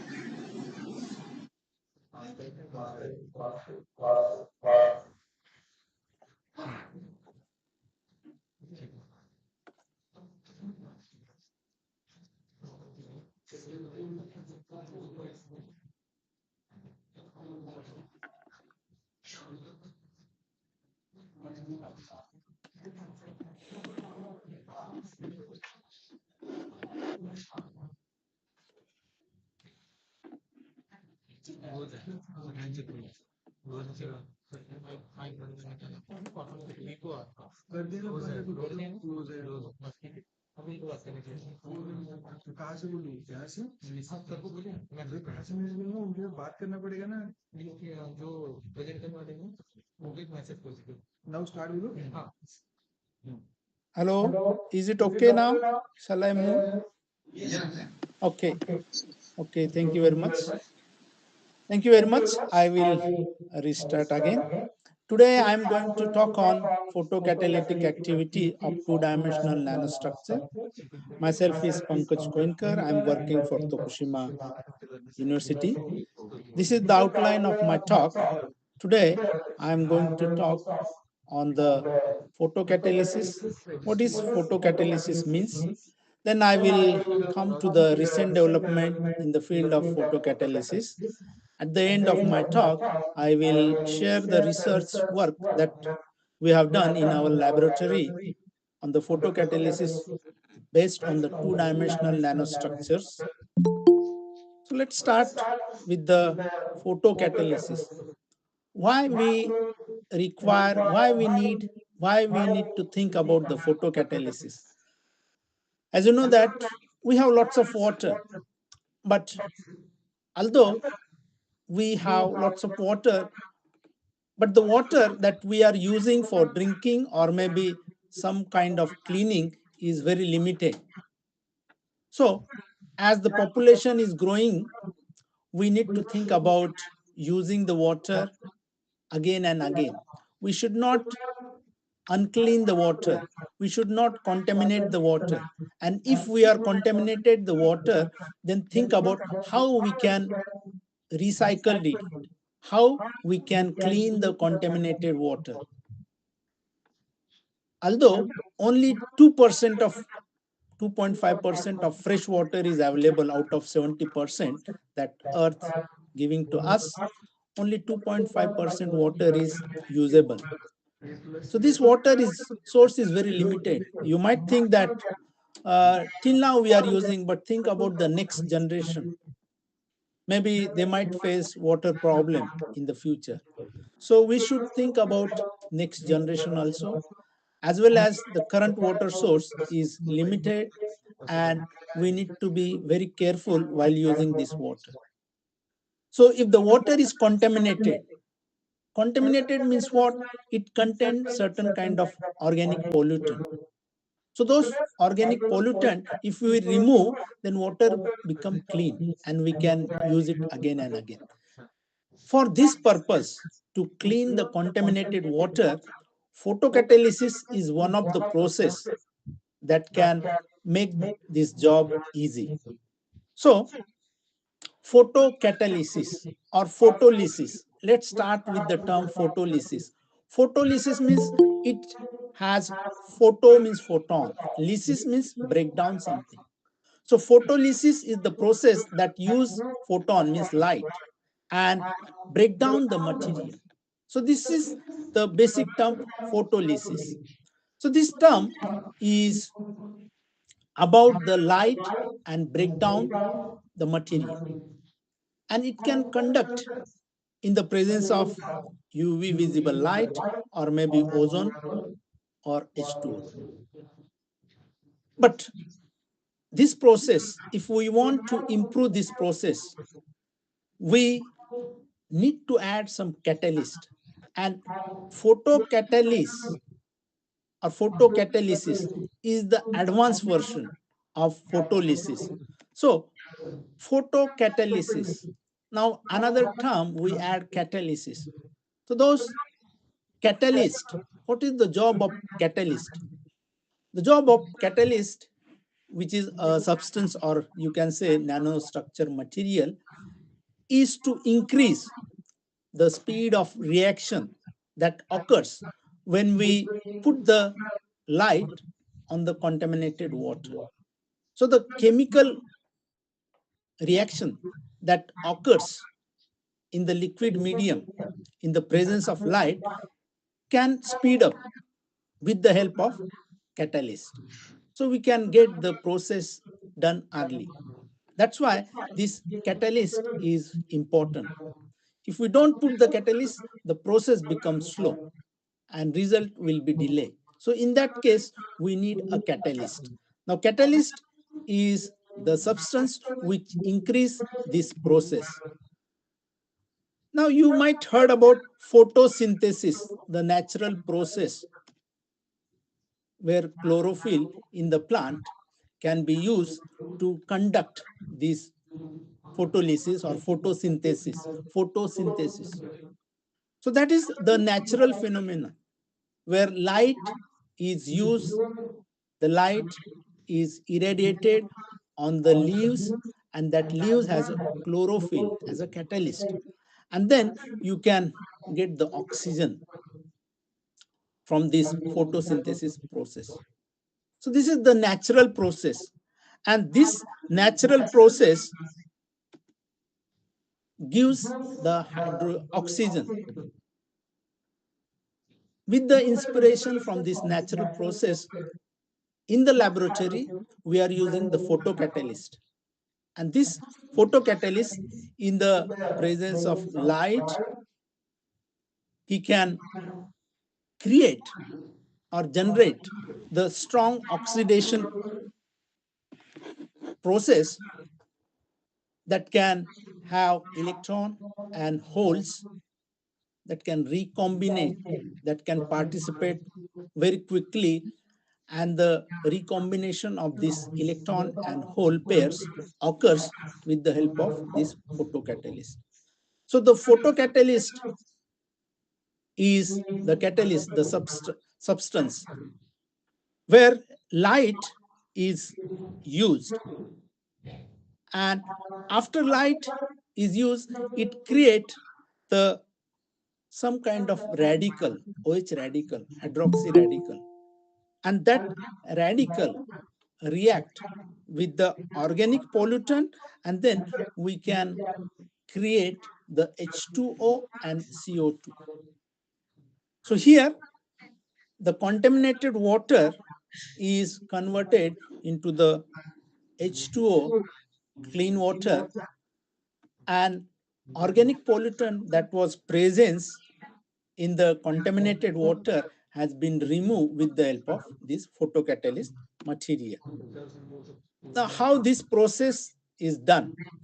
Because it can be done when this substance has a certain amount of electron in the valence band. So when light is coming on the photocatalyst, what happens?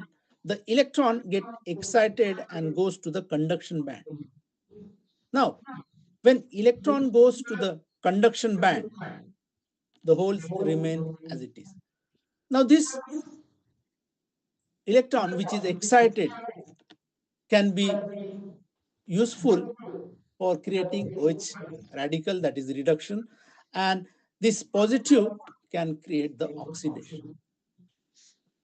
Now, this process of creating, this process means chemical process where oxidation and reduction occurs, is enhanced with the help of photocatalyst. Now, this charge recombination, as light is coming or irradiating continuously on the photocatalyst material, this process of creating the charged particle necessary for the chemical reaction can be created very quickly and process become very fast. So now, how this photocatalyst process occurs? What happens on the surface of a photocatalyst material? So this is photocatalyst material, and this material is here at the bottom. Now light is passing. So when light is coming on this photocatalyst material, it has positive and negative charge. When this charge is excited, initially what happens, there is O2, and that oxygen react with the minus charge, and this minus charge create the radicals. Those radicals can be useful to react with the organic pollutant. So this OH radical created was reacted with the bacteria or organic pollutant, and this OH radical then convert into H2O and CO2. In this way, the reaction is a continuous process. Light is continuously passing on the photocatalytic material. So this radical created again this contaminated organic pollutant has been break down. So contaminated pollutant means it contains certain kind of carbon, hydrogen atoms or molecule which consist of carbon or hydrogen. So those has been break down. So hydrogen and carbon is break down, and when this carbon and hydrogen is break down with the help of this light, we can easily get the clean water, that is H2O, and CO2 is also generated. So in this way, this process can be conducted. The main part is creating the hydroxy radical. If you create the hydroxy radical, then it is easy to destroy the organic pollutant. So if you look at when we increase the time, initially you can see this is the blue color of the bottle where organic pollutant are remain, and as you increase the time, the color of the water get changed. So this is the sign that process has been done. The unclean water, the contaminated water is converted into the clean water with the help of this radical created by the catalyst. Now, why this photocatalysis is important? What are the advantages? It is very easy process, low cost process, efficient, and it is a green technology. Why we call it green technology? Because we are not using any kind of source other than the solar light. So it is a green technology. Otherwise, we need to use a certain kind of current, voltage, or some kind of source that can have power or energy. But in this case, we are using natural source of light, that is sun. So when we are using the natural light, the technology become green technology. Otherwise, if we use the power which is created in our power station, then it does not remain the green technology.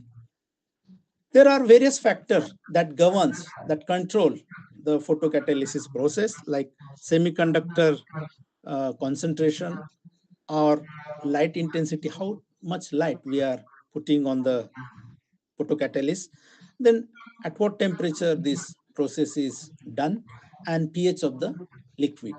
These are the processes that affect the photocatalysis. The application of photocatalysis is in the field of dye and textile industries. Pharmaceutical wastewater is also one of the area where organic pollutant has been put into the liquid and we need to clean it. And there are some kind of compound that cannot easily break, that still remain in the water, and we can use the photocatalysis to clean those kind of waters. Now, I will talk about the recent development in the photocatalysis. In 2003 or in 2000, there were very few paper, less than 1,000 paper in the field of photocatalysis. But with the time, this number of publication is getting more and more.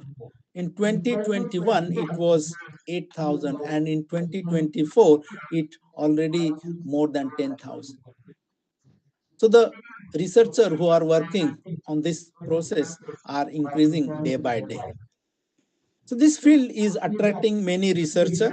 However, how this photocatalysis has been invented for the first time? In 1967, professor from Japan, Professor Fujishima, was working on TiO2. He was the first person who used the light instead of electricity to break down this TiO2. Now, he got the result in 1967 when he was working on evaluation of oxygen. So in 1967, he got some kind of result, but the major breakthrough came in 1972, and first paper was published in the Nature that water splitting is possible without electricity. We can use the light. And that was the beginning of photocatalysis. However, in 1980s and 1990s, TiO2 was very popular material to be used as a photocatalysis material. And there were several companies that can also use this technology for self-cleaning windows. So recent development, what are the other material? How they have improved the photocatalytic activity. So they can dope metal or non-metal in the traditional semiconductor material like TiO2, or they can add another semiconductor material or make a heterogeneous semiconductor, or they can also add the noble metal like silver, gold, which can enhance the photocatalysis process. Like AU has surface plasma resonance that can be very useful for charge recombination, and noble metal can be used to improve the photocatalysis process. In 1980s and 1990s, in last 30-40 years, most of the research has been done on TiO2. But TiO2 has some limitation. TiO2 cannot give the fast charge recombination. So itself, TiO2 is not enough for the photocatalysis. So there was thought, can we replace TiO2 by certain materials? So now many researchers has moved the material search from TiO2 to two-dimensional nanostructures, such as RGO, WS2, MOS2, and with the heterojunction or nanocomposite, this process of photocatalysis can be improved to give the better performance. Now, if we want to extend the absorption band in the visible region, TiO2 itself is not enough. We need to add certain material that can enhance this absorption band. So for this, non-TiO2 based material will be a good option. So this way, we can enhance the efficiency of photocatalysis. Till today, there were several combinations using the oxide material has been done. Research work has been done based on this oxide material.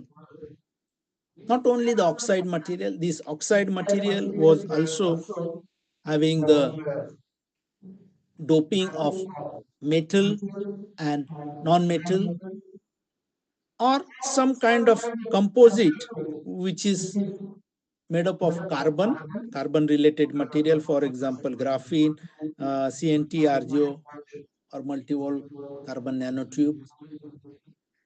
Oxide materials and metal has been combined, binary, or oxide material has been combined with the carbon-based material, then their performance has been seen. Several kind of morphological structure, different kind of structure has been prepared. So various attempt has been made, but still the better efficiency is not obtained. So in this search, what are the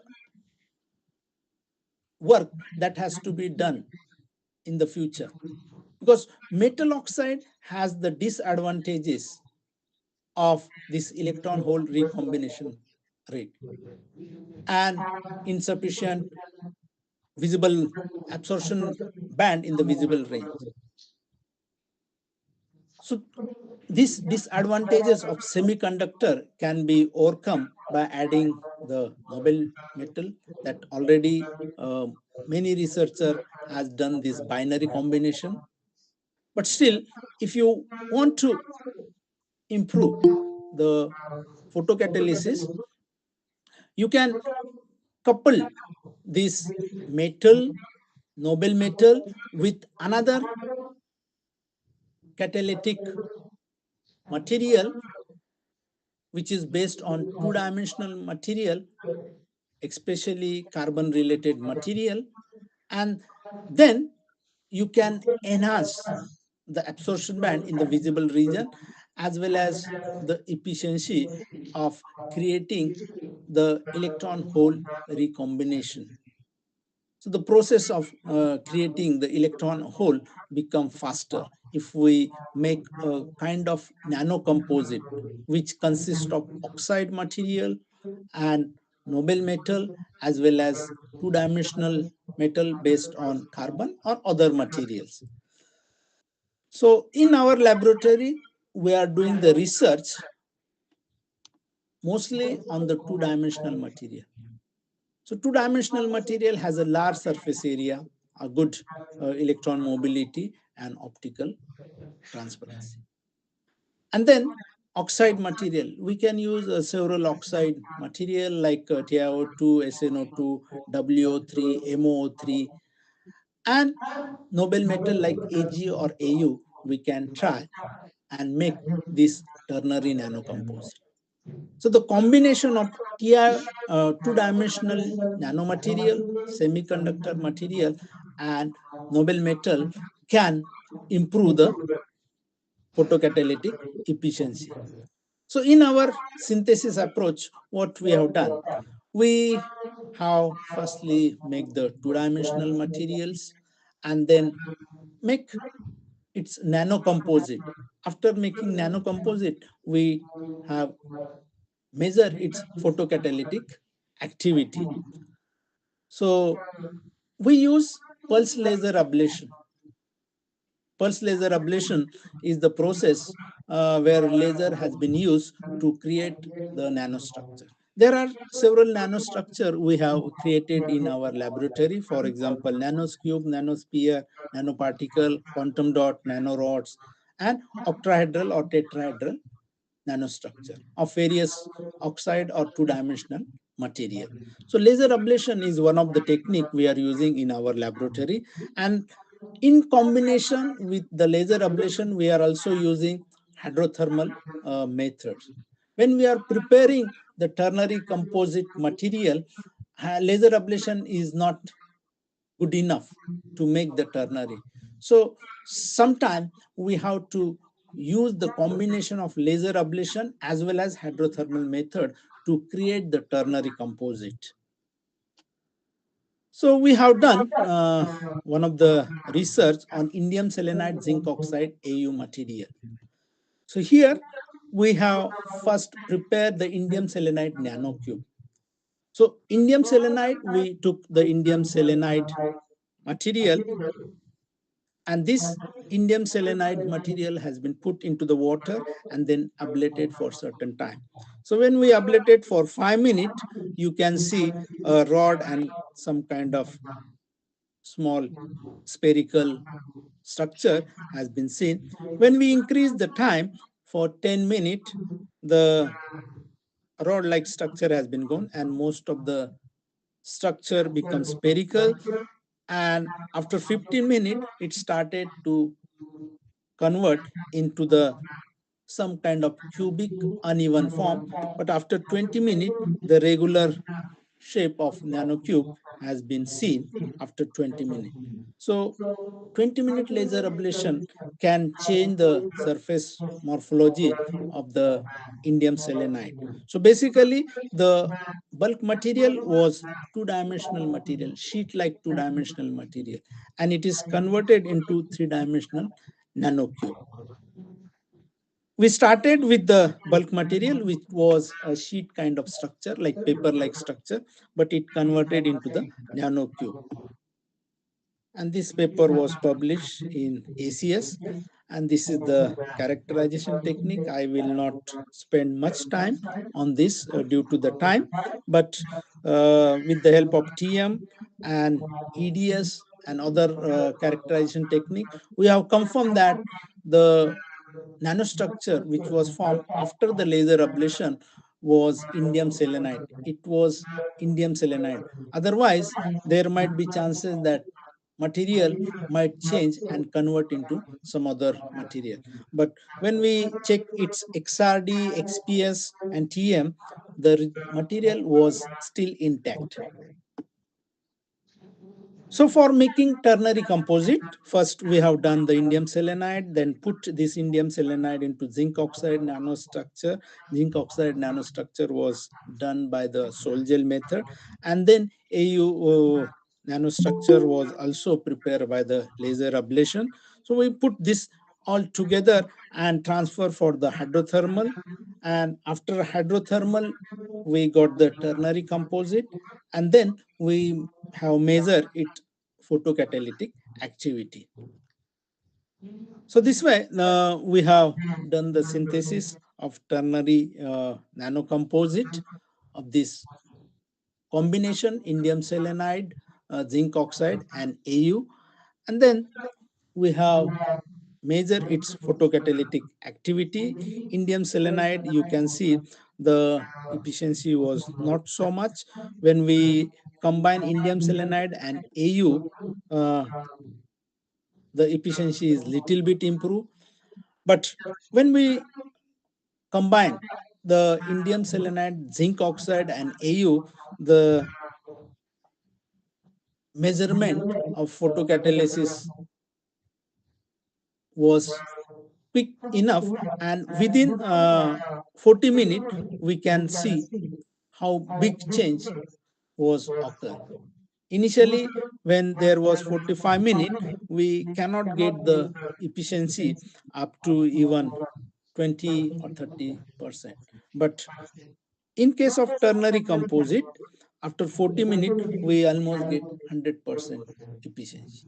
So this is one of the combination where semiconductor material, that is zinc oxide, which is non-titanium based material, and indium selenide, which is a two-dimensional material, and gold, which is a novel metal.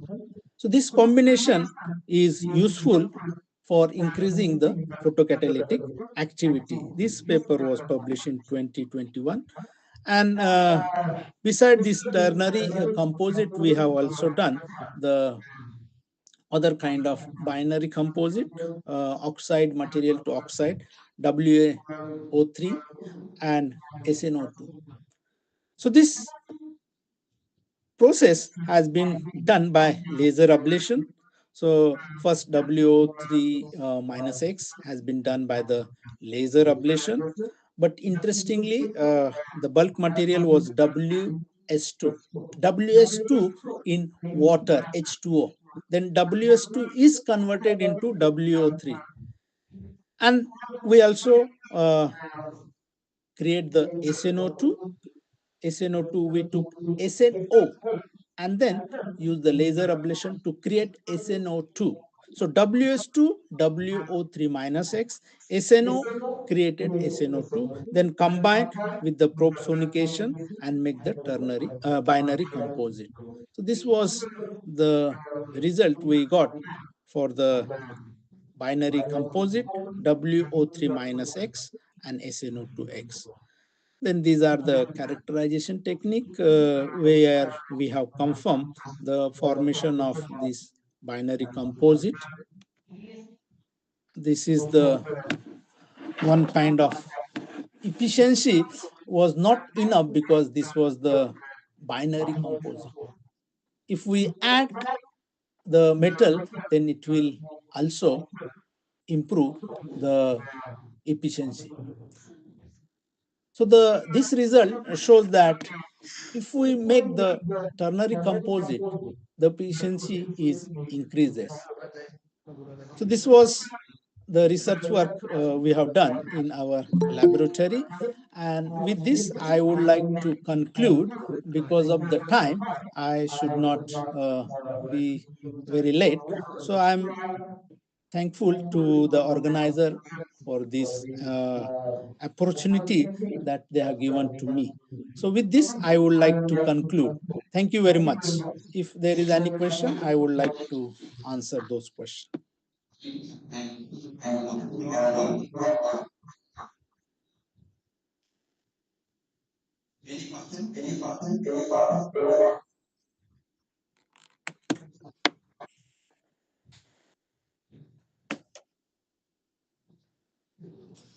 No question.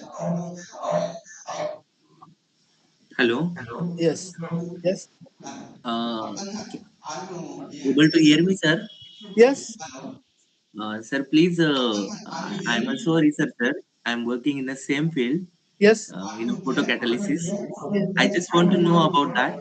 While you choosing a dye, which kind of a dyes or the material is chosen for the photo degradation purposes? Mostly we are choosing methylene blue. In most of the cases, methylene blue we are choosing as a dye. We have also tried methyl alcohol, methylene orange, or there was rhodamine B, but most of the time we are using methylene blue. Okay, sir. Mm. Again, sir, I have one question. Yes. For the TAME analysis, Yeah. where should be sample submitted? 10 we have done in uh, our institute where we have 10 sample. Uh, so this work has been done here in Tokushima, and we have TEM here. So we usually do in our institute. Uh, okay, sir. Mm. Thank you, Pankaj. Okay. Okay. Thank you very much. Thank you very much. I thank on behalf of the organizing committee. It is a very nice presentation, sir. From basic to advanced level, it is very much helpful for our new research comers.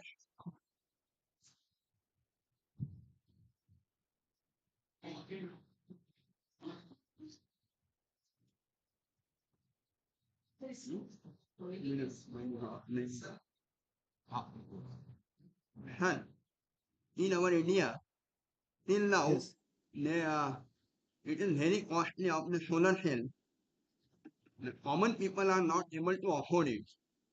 So I thought there is a lot of scope who are working in the solar cell research field. So somebody is working in the field of solar cell. Sir, is this question for me? Sir, we are unable to hear you. Oh. Ah, Hello, hello. yeah, Can you hear me? Hello. yeah, yeah. Are you asking me for someone who is doing the research in the field of solar cell in my institute? Hello. Hello. What, sir? So, can you repeat your question?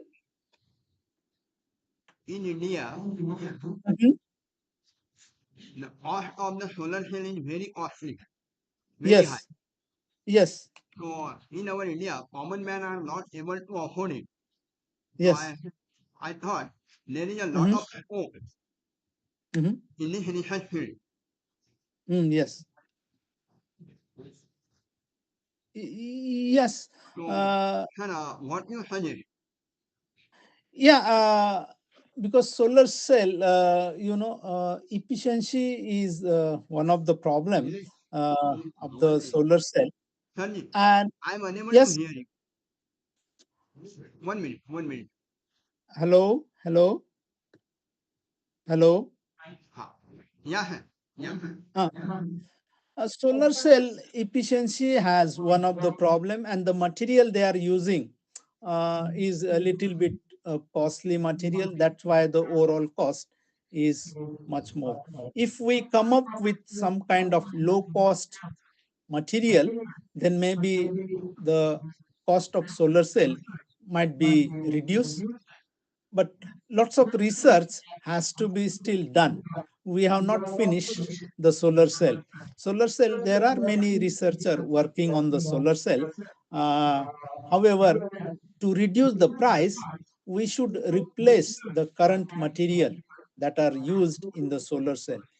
If we use a certain material which is low cost, then price will be definitely reduced. That I feel about your question.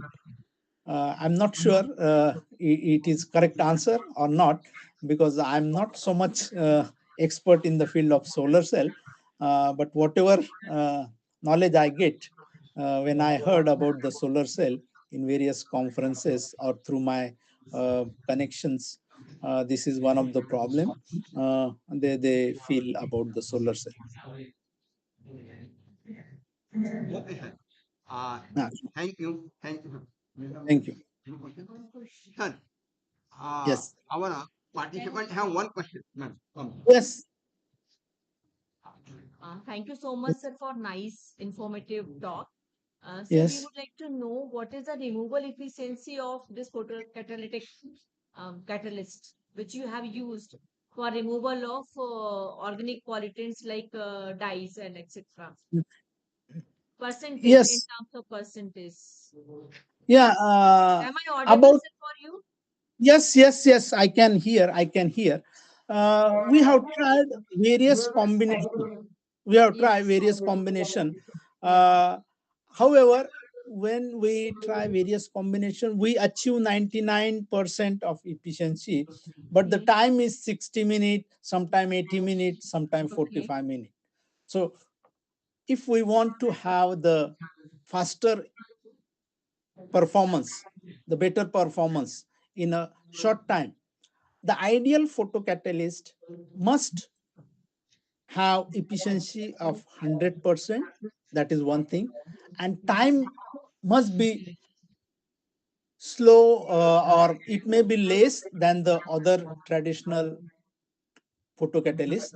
For example, in our case, the lowest time was 45 minutes for this indium selenide, and we get almost 99% efficiency.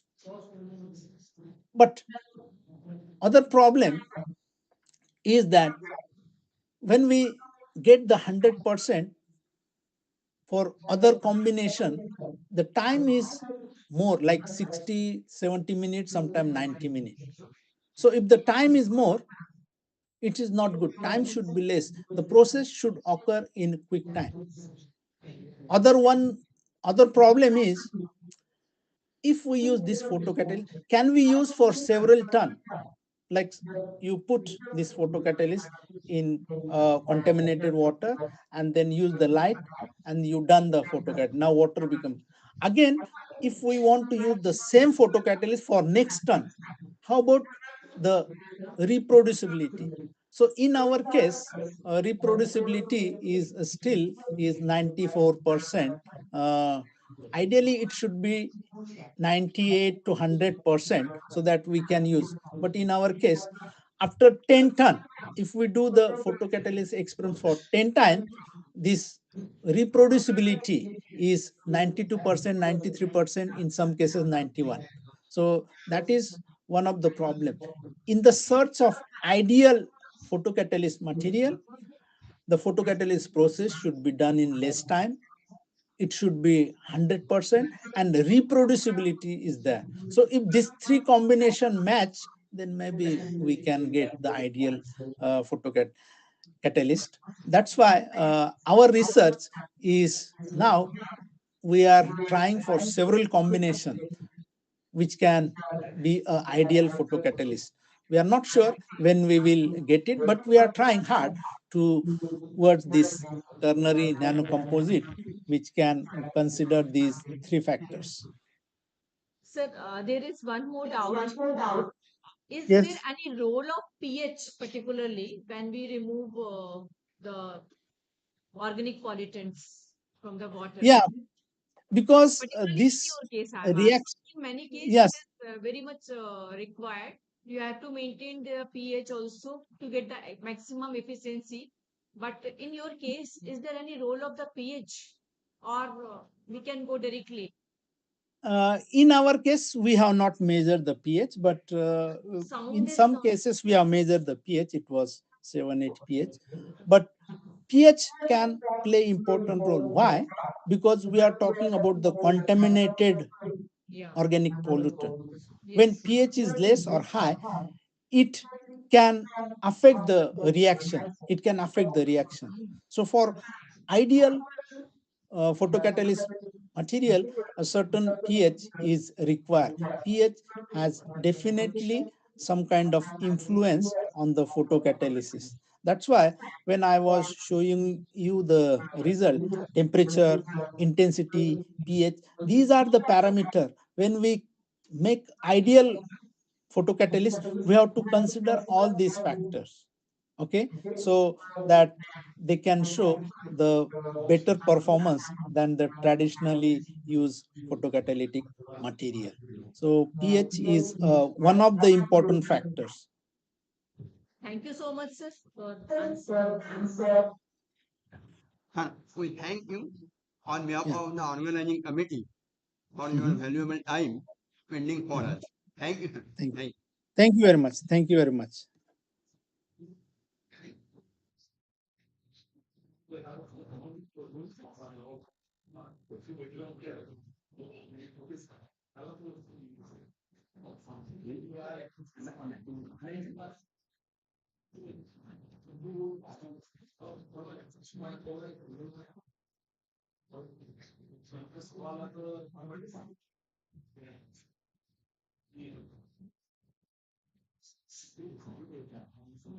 Thank you so much, sir.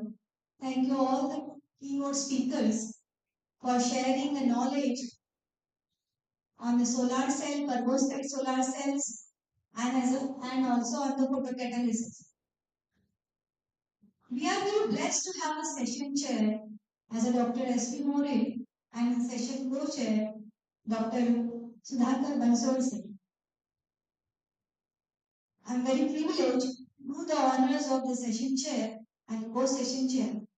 So I request Dr. Bhuvneshwar Sudhar sir to do the honors of the session chair, Dr. S.P. More.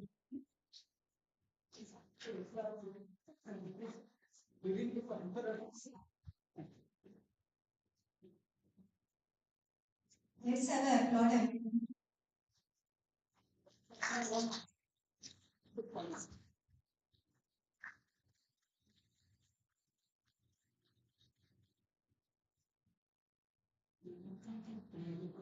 Thank you so much. Now I request Dr. Shankar Shah sir to do the honors of the Dr. Sudhakar Bansal sir and the session co-chair.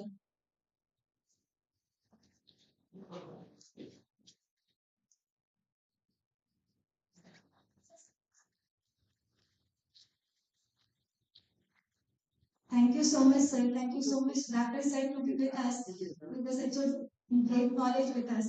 Thank you so much, sir. Now it's time for this next session. Without delay, we will start the next session. Thank you so much, sir. Can you occupy the seats?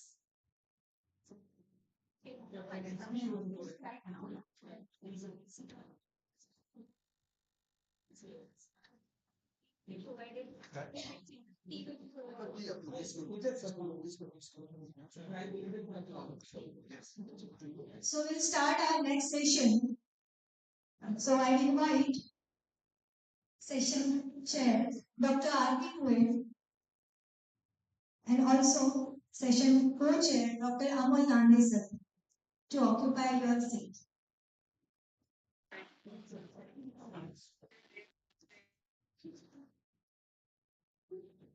Good morning, sir, and good morning, ma'am. Dr. R.P. Goel is working as an assistant professor in the Department of Physics, SIPS, College of Mumbai. She completed post-graduation and PhD from Institute of Science, Nagpur. With 12 years of teaching experience, she has 15 publications with 234 citations. Presently, 2 PhD students are working under her guidance. Additionally, she is a postgraduate in Indian Knowledge System and author of a book, Shastras, a handbook of the Indian Knowledge System.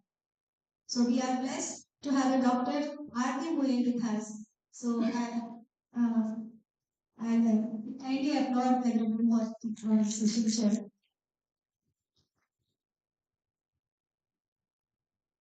Next, we have a co-session co-chair, Dr. A.V. Nandi. He is working as an assistant professor in the Department of Physics, Guru Nanak College of Science, Kolhapur, India. He has obtained his PhD degree in physics from the Department of Physics, University of Canberra, New Zealand. He has a postdoctoral experience from Indian Institute of Technology, Guwahati. He has worked as a research scholar in Indian Institute of Technology, Bombay. He has published more than 50 research papers in international and national journals. Also, more than 10 book chapters are published in Springfield elsewhere and better. He has published 5 books with the national and the international publishers, out of which one got published in a Brookline Publications USA. He has also published 2 national patents with the Government of India. He is an executive member of our Indian Association of Physics Teachers, Vidarbha Body, Vidarbha Bodies. He has received Master Doctoral Fellowship for completing his PhD work. He has also cleared several national level examinations like UGC, CSIR, GATE, JEST, and BAR screening test. He has delivered lectures of career opportunities, English speaking, and personality development at international workshop organized by MCED and DSTAR. So we welcome you, sir. Now I hand over my mic to Dr. Arvind for president. Thank you, Supriya. Good note to you all. I request Professor Hamid to honor the chair. Please give a round of applause.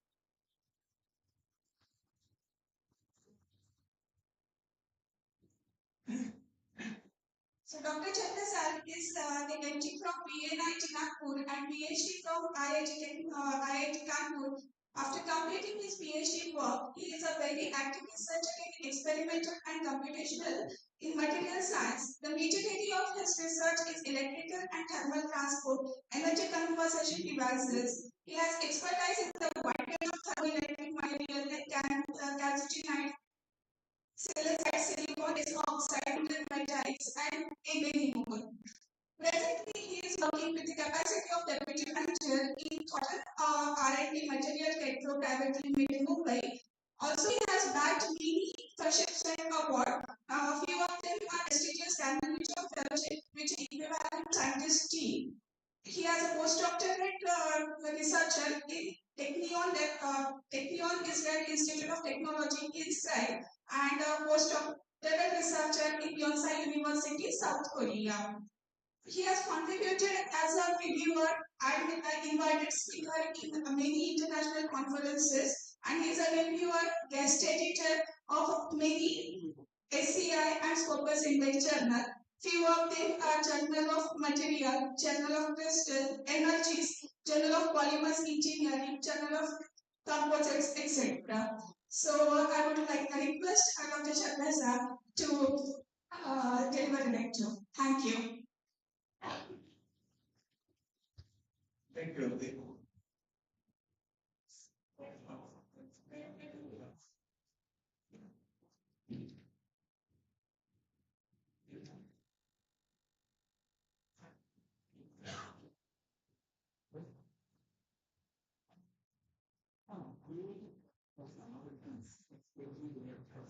Yes, so I think the audience is recharged now, and we will proceed for the next talk. My current talk, today I am going to be delivered talk on how to translate our efficient materials to electronic products. The electronic products, why? Because if you are doing the lab scale research, that lab scale research need to be translated somewhere, and that somewhere means for the society, for the industry, and for the commercialization. So particularly there are the many challenges, and those challenges are not the certain; those are the uncertain challenges. But moving to those challenges, let me start today's talk by briefly describing. Let us consider the two cases. The first case is the academic perspectives, and second case through the industrial perspectives. How the industry people looked out, and how the academic people looked out. And being as an academician, how one should be looked out towards the research. That's the important parameter I would like to deliver. And also how the computational approach can be utilized both for the industrial aspect and the academic aspect.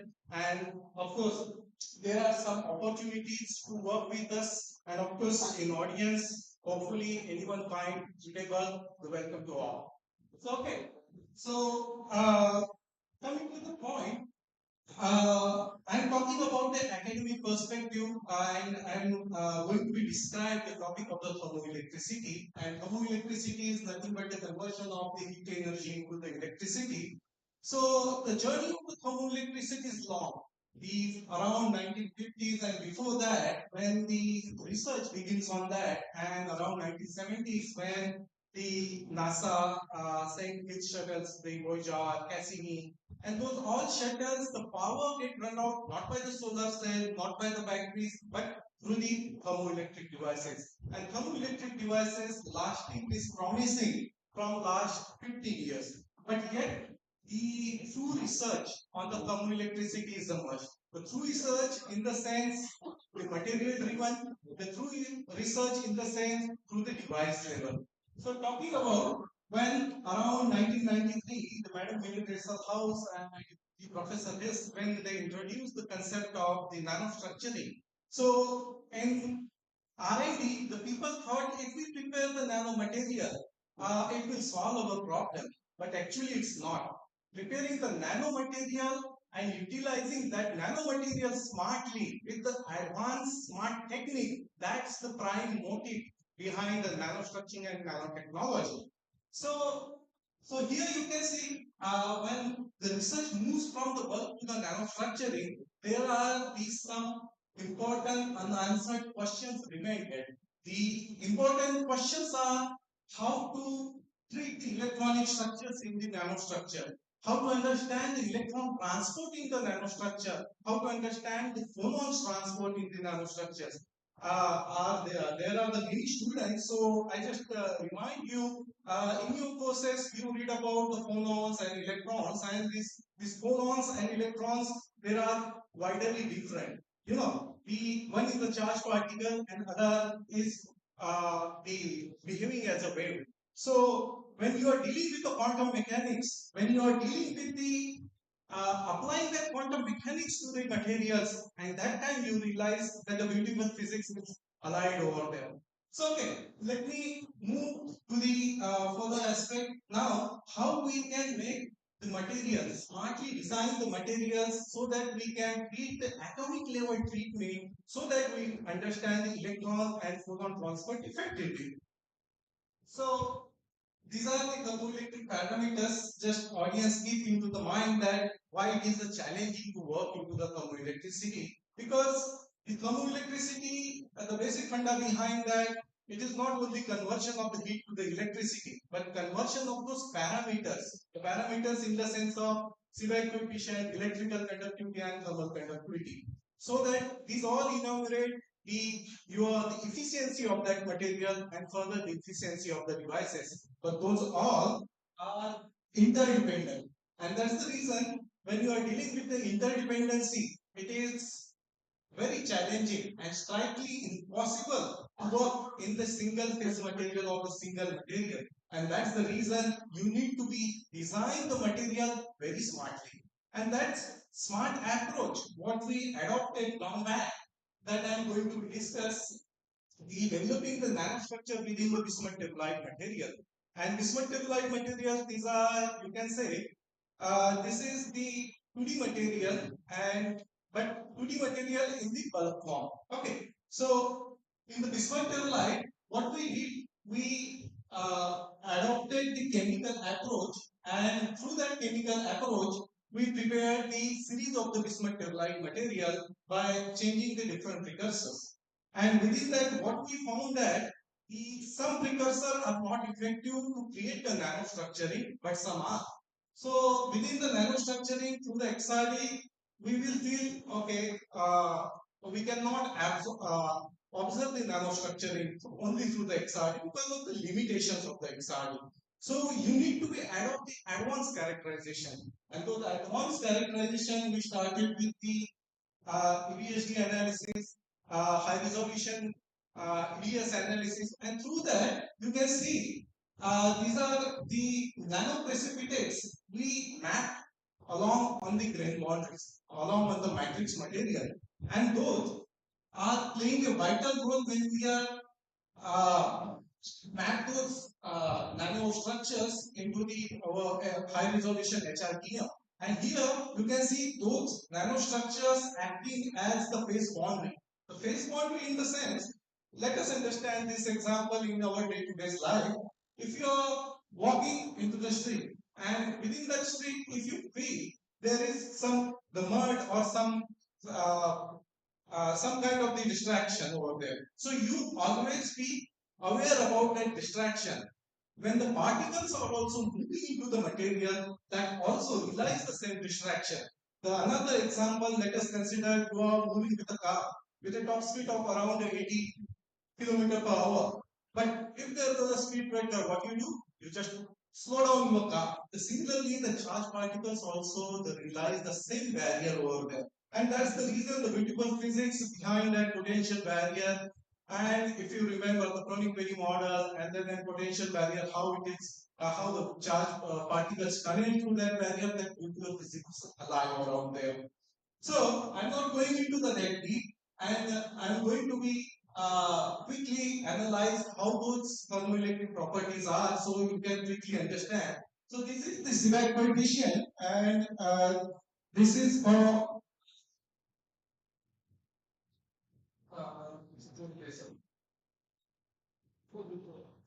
yeah. Yeah. So Seebeck coefficient is generally for the how the material generating the power. So higher the Seebeck coefficient, higher the power, and the electrical conductivity is also to transmit that electrons within the material and within the devices. So basically the power factor, we got the highest power factor where we observe the terrulium are decorated to the bismuth tepelite surface, and then we realize that there is the breaking of the physics law. The breaking of the physics law in the sense, all you heard about the Big Bang law, and there is the Lorentz number concept. And that Lorentz number concept get break down for such kind of the advanced architect. It is not going to be breakdown for the single material, but it is going to be breakdown for such kind of the advanced manufacturing of the material. So yes. So then we calculate the overall estimation and compare with the theoretical analysis and realize that there is this something change into the electronic structure. And what is that change into the electronic structure? Then we quickly map with the computational approach by using the DFT. So here you can see the bismuth tepelite structure and the bismuth tepelite structure scientific between the terrulium precipitates. So you can see around the terrulium sites, the electrons are more localized. So such kind of the localized electrons means indicating there is a high chances of contributing a high number of the electrons. And if there is so when we solve Boltzmann transport equation by using this computational approach, so we realize that what the properties we are observing experimentally that is going to be replicated with the computational approach. So it is going to be validated that there is certain change into the electronic structure, and that electronic structure is just because of you are making the different kind of the architect using the material. So the next, we also analyze the thermal conductivity because this is also the important parameter. And when we compare with the following model, so it realized that the lowest thermal conductivity around the polymetric order we got, and this polymetric order within the inorganic material. This is also the one of the biggest breakthrough we got, and based on that, the high efficient material we adopted with this technology as compared to the several literatures available into the this field, and particularly talking about when we need to be apply this material to the devices, there are the certain challenges, and those certain challenges at the device scale today I'm not going to be discussed because we will run behind the time, and I'm going to be directly move to the second case, that is the industrial approach. So the industrial approach, you can see all these people talking about the semiconductors, and there are government missions also, the semiconductor missions, and soon around in 5 years, the big hub of the semiconductor industry is also going to be developed within the India. So some of the groundwork already going on. So within that, the semiconductor industries have the several challenges from the manufacturing to the fab technology to making the microelectronic devices. And over there, it needs proper technology. That proper technology is for how you can analyze the ions, the available ions. Because see, when you are going to be deal with the nanostructuring, you need to be deal with the nanometric size around 10 to the power minus 9. But when you are going to be deal with the ions in the PPB level, it is the same challenge that you are going to be replicate in the nanostructuring. And to solve this challenge, the Thornton has the beautiful conductivity sensors, and those conductivity sensors, by looking to the concept, you feel okay, only there is the conductivity mechanism is going to be used, but actually not. The industries, when they develop the product, they always try to focus on the three aspects: the fundamentals, and how to develop that fundamentals into the ideal way, and how to put the advanced technology. And with this advanced technology, uh, actually this the conductivity sensor origin also is interesting. The MIT professor Dr. Thornton around 1980 introduced this concept of the conductivity sensors of the liquid, and to detect the ion concentration around the PPB level, and that successful ion concentration when they determine. But now you need to be cope this experimental understanding with the computational approach, and that's the reason many of the industries are rely on the finite element analysis studies. The finite element analysis studies are particularly by using the FORMSOL and the ANSYS software. So it will help you to understand your own data, understand your own analysis in a better way, and design the product in a better way. That's the industry approach all time the industry gone through. And in perspective of that, some of the results, just for your know how the softwares are work, how all of you heard about the polarization concept, and those polarization concept you can analyze with such kind of the approach by using the finite element analysis. I'm not going to be detailing that. So let us directly come to the point, what the opportunities to work with us, and what the opportunity we may offer to you. So particularly we are hiring the project fellows, particularly the master or the PhD student as an editor who can support us for the console and the ANSYS FEA studies. And it is the temporary position. Basically, the current position, it is into the Mumbai. It is not directly into the our university. So, and the second, there are some permanent position also for the mechanical engineer who has the experience on the fluid dynamics, heat transfer, and some of the associate experience into the mechanical engineering, and also the one vacancy we have for the biotechnologist who is willing to have the technical knowledge and have to support the technically on the biotechnology team. So it is also in the Mumbai, but it is located at the permanent position. So with this, I can summarize my today's talk. In the summary, I can say when you are doing the material research, that material research need to be improved. If it is not improved, that research will always not impact to your society.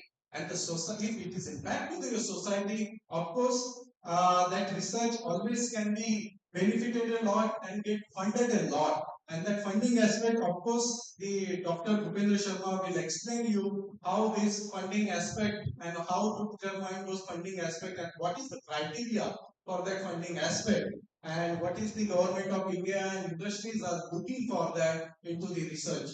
So yes, so there are some of the beautiful message I always deliver in my talk. By looking to this picture, the one can always feel that the guy is suggesting that hey, you can use the wheels just to change into the cars, but another guy is denying it. Same it is in the research. When you are in the innovation, you need to be think critically. And as a student perspective, as a professor perspective, as a research or a scientist perspective, you should be always adopt the good changes. And that good changes, of course, make a good technology, good science, and of course, the good progress for the any organization. So with this, I thanks to organizing company, organizing team, and thanks to all of you for patiently listening me. And I'm open for the more discussion on it.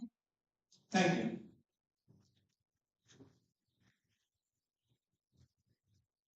Thank you very much, Chakrasar and Daniel, for such a wonderful talk. It is nice to see you here. So we have time for a couple of questions. If anyone interested, please go ahead. You can even ask the question for your job also. If someone is seeking, generally no one speak about job in India, but now he is asking, so we are continuing to ask. Any questions? Yeah. Yeah. Now it is argument are very common. That after a level is very high. So what limitations there? Sorry. I wanted to pull up the level measure. After the process will be good. So thermometric polars are now quickly available. Then process from the measure. So are the limitations are see thermoelectric products you can say it's just like the battery is also available. People still are working on the battery just to improve that battery and the battery life like lifespan. Similarly, the thermoelectric device, what you are seeing in the Amazon, that are not up to the mark that device what the automobile industries are building or the space industries are building. Or if you want to be building some of the Samsung is going to replace the battery to the mobile phone now. So they are willing to adopt the thermoelectric device so it will charge your only body heat. So you don't need to be charged your mobile so long now, just with your body heat. So that's the reason the progressive research is much more but in an adopted direction, adopted way by adopting the strategies. That's all. Yeah. Any more questions?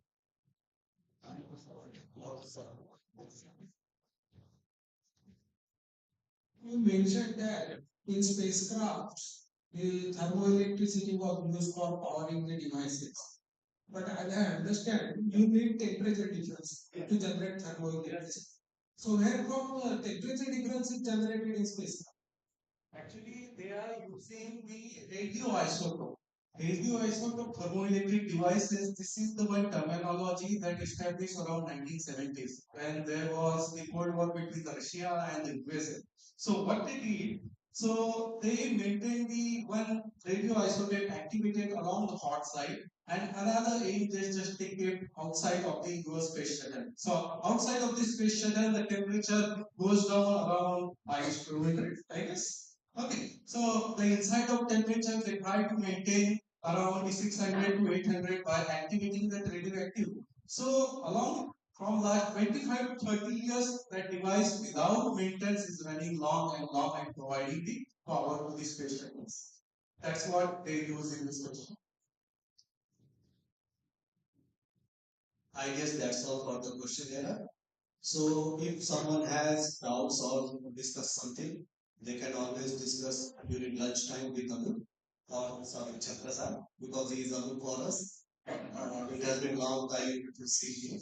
So now I would like to call Dr. Aarti to felicitate our dignities, a nice speaker with from.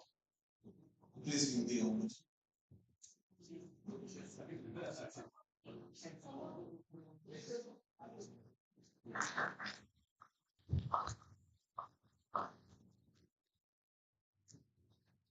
Now I'd like to hand over mic to Dr. Aarti. Albert Chakrasan has given a very nice message as thanks, but no thanks. But it's a gesture that after delivering this lecture, I should propose a word of thanks to you. And it's really a very wonderful lecture and a very wonderful message that you have given in this conference. Thank you, Anut. Okay, I request Dr. Bhupendra to honor the chair. Please give a round of applause to Dr. Bhupendra.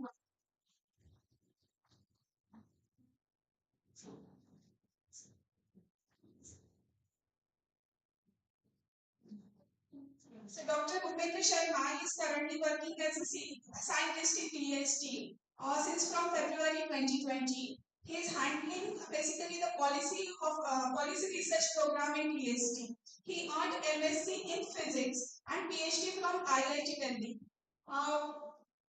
Please. After completing the PhD, he has carried out his research in the field of flexible electronics in different reputed institutes and universities in South Korea and Germany. He has been an inspired faculty in IISc Bangalore for 2 years. During his research career, he has published around 25 research articles, 4 invited articles in reputed journals that includes Nature Communications, Science Advances, etc., and also published few books chapters. He has a significant contribution in delivering the role-to-role transfer demonstration of inorganic electronic devices into flexible platform. Now I request Dr. Bhupendra to deliver the lecture.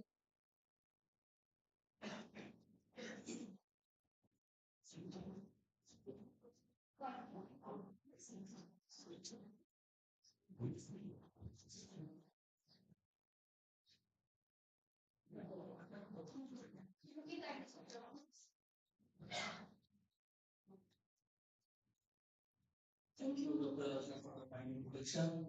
And I also thanks to organizing the meeting for inviting me on this international conference on materials and applied science. I really like this word for society. Okay. Thank you.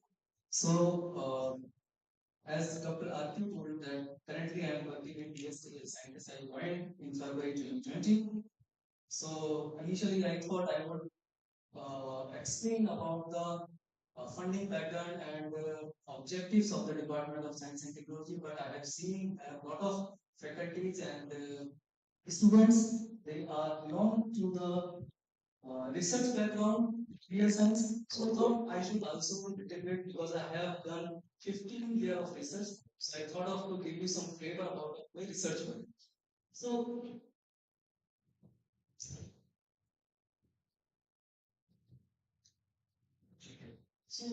during my research work, I have dealt with the material which is actually semiconductor oxide. This is wide band gap and transparent. During my PhD, I have just synthesized the thin film nanostructure and explored the optical and the electronic properties. But during the postdoc, I have learned a lot of sophisticated techniques. I done all these experiments in Yonsei University, South Korea, and Karlsruhe Institute of Technology in Germany. So let me come. My main area was the flexible electronics. So here I am dividing my talk into category. One is the research background, that is basically I'm going to give you flavor what kind of research work I have done. This is particular to the students. And second part will be more focused on the how to write a good proposal for the funding agencies. This is specifically I outlined for the faculty present here. So, flexible electronics, it was around 2006 or 2008. People or scientific people started to realize we have electronic devices here, but what about if we can add on some value like smartness, or that can basically overcome or reduce our massive electronic structure in medical health devices. So,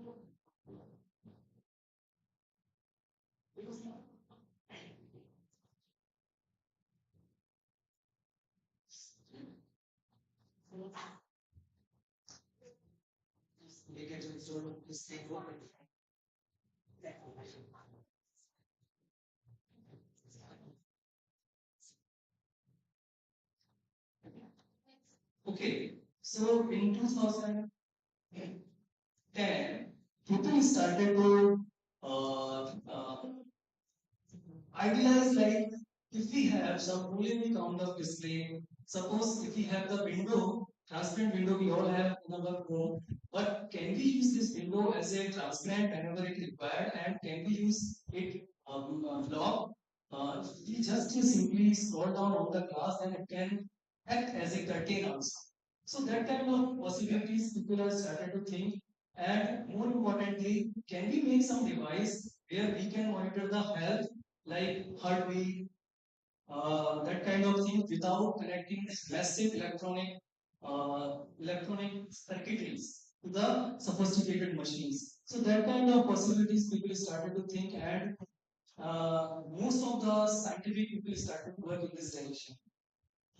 So of course, we have the electronics in rigid substrate, rigid devices. We cannot fold, we cannot paste our devices on the wall on flexible substrate. So what is the basic things? Basic thing is the devices which we are fabricating on the hard substrate, that should be showing the equal performance on the plastic substrate or other kind of substrate. It can be easily bend, that can easily be stretched. So the first step is whatever the device you are fabricating on the hard substrate, that should be transferred to the plastic substrate. So we have developed one technology that is called the roll-to-roll technology that I am going to explain about that. And my main idea is to give you flavor how we can create this technology for transfer purpose. This is the main important thing. Okay, so for the transfer purpose, we have chosen the field effect transistor. This is the basic element, basic device in any electronic circuitry that basically have. So what is the field effect transistor? This is simply if you have some conductor and apply some voltage, current will flow, right? This is a common thing. But there are some material, if you simply apply the voltage, current will not flow. For flowing the current, you need to apply some electric field across it. So that electric field basically we apply to the dielectric material. So this is the basic structure. This is the semiconductor material that we call it channel. Then we apply a voltage through some conductor that is called source and drain. And here is the dielectric material. And to apply a voltage across this channel, this semiconductor material, we need to apply some voltage over this dielectric and we need a conductor. So we have metal here source, metal as a drain, and the metal as a gate. Here is the dielectric material, and here is the semiconductor part. This is the basic structure, basic structure of the three different transistors. So the important thing is, if you fabricate this device, then how you can transfer it? So first of all, you can have a variety of choices of the material like strand material and amorphous material. Crystalline material is okay. They have shown the good conductivity, good electronic performance. But once you come to the large area of fabrication, because I'm talking about the window, I'm talking about some devices which have some centimeter size. So if you go up to that level, then crystalline structure will not have the similar performance. Because as you increase the size, then this it is difficult to maintain the crystallinity of the film. So we got the amorphous. So we choose amorphous kind of semiconductor material. That is basically we are choosing here rhodium, gallium, silicon oxide. So this is the device structure, not a structure. This is the device steps. There are, I think, 8 to 10 steps. It takes 6 to 7 days continuously to fabricate this device. Okay. So I'm not going in detail in fabrication. But I'm telling you how we are, what method we are adopting for transferring purpose. This is our main device, which I showed you the structure of field effect transistor. This is the dielectric, this is the semiconductor, this is metal, this is also metal, source drain, and this is the IT. So whatever is covered in this dotted structure, this is the main device. But we need to fabricate this device on some hard substrate. For that, we are choosing the silicon substrate. And we need to transfer at this end. For transfer purpose, this whole device should be detachable at some point. How to detach it? There is a possibility, there is a well-known study like germanium oxide can be dissolved in water. So we have deposited germanium layer and silicon dioxide layer, and when we heat it at high temperature, there is a diffusion of oxygen from this layer to germanium layer, and there is a interlayer formation of germanium oxide that can be dissolved in water. Okay, but when we fabricate this device, whole the substrate is covered with the film. But we need to, for dissolving, we need to go up to this layer without harming our device. For that purpose, we have done some photolithography, some capping, and then we open some way to reach the water from main device, from top of the main device to the bottom of this germanium oxide layer. So this is our device, and here this part we have etched out. You will clearly see in the next slide where we have the array of the devices. This is just photograph of the device. Example. Yeah, if you see this device, this is one device, another device, another device. This is different, and this is different, and this is different. So in this picture, there are 6 devices.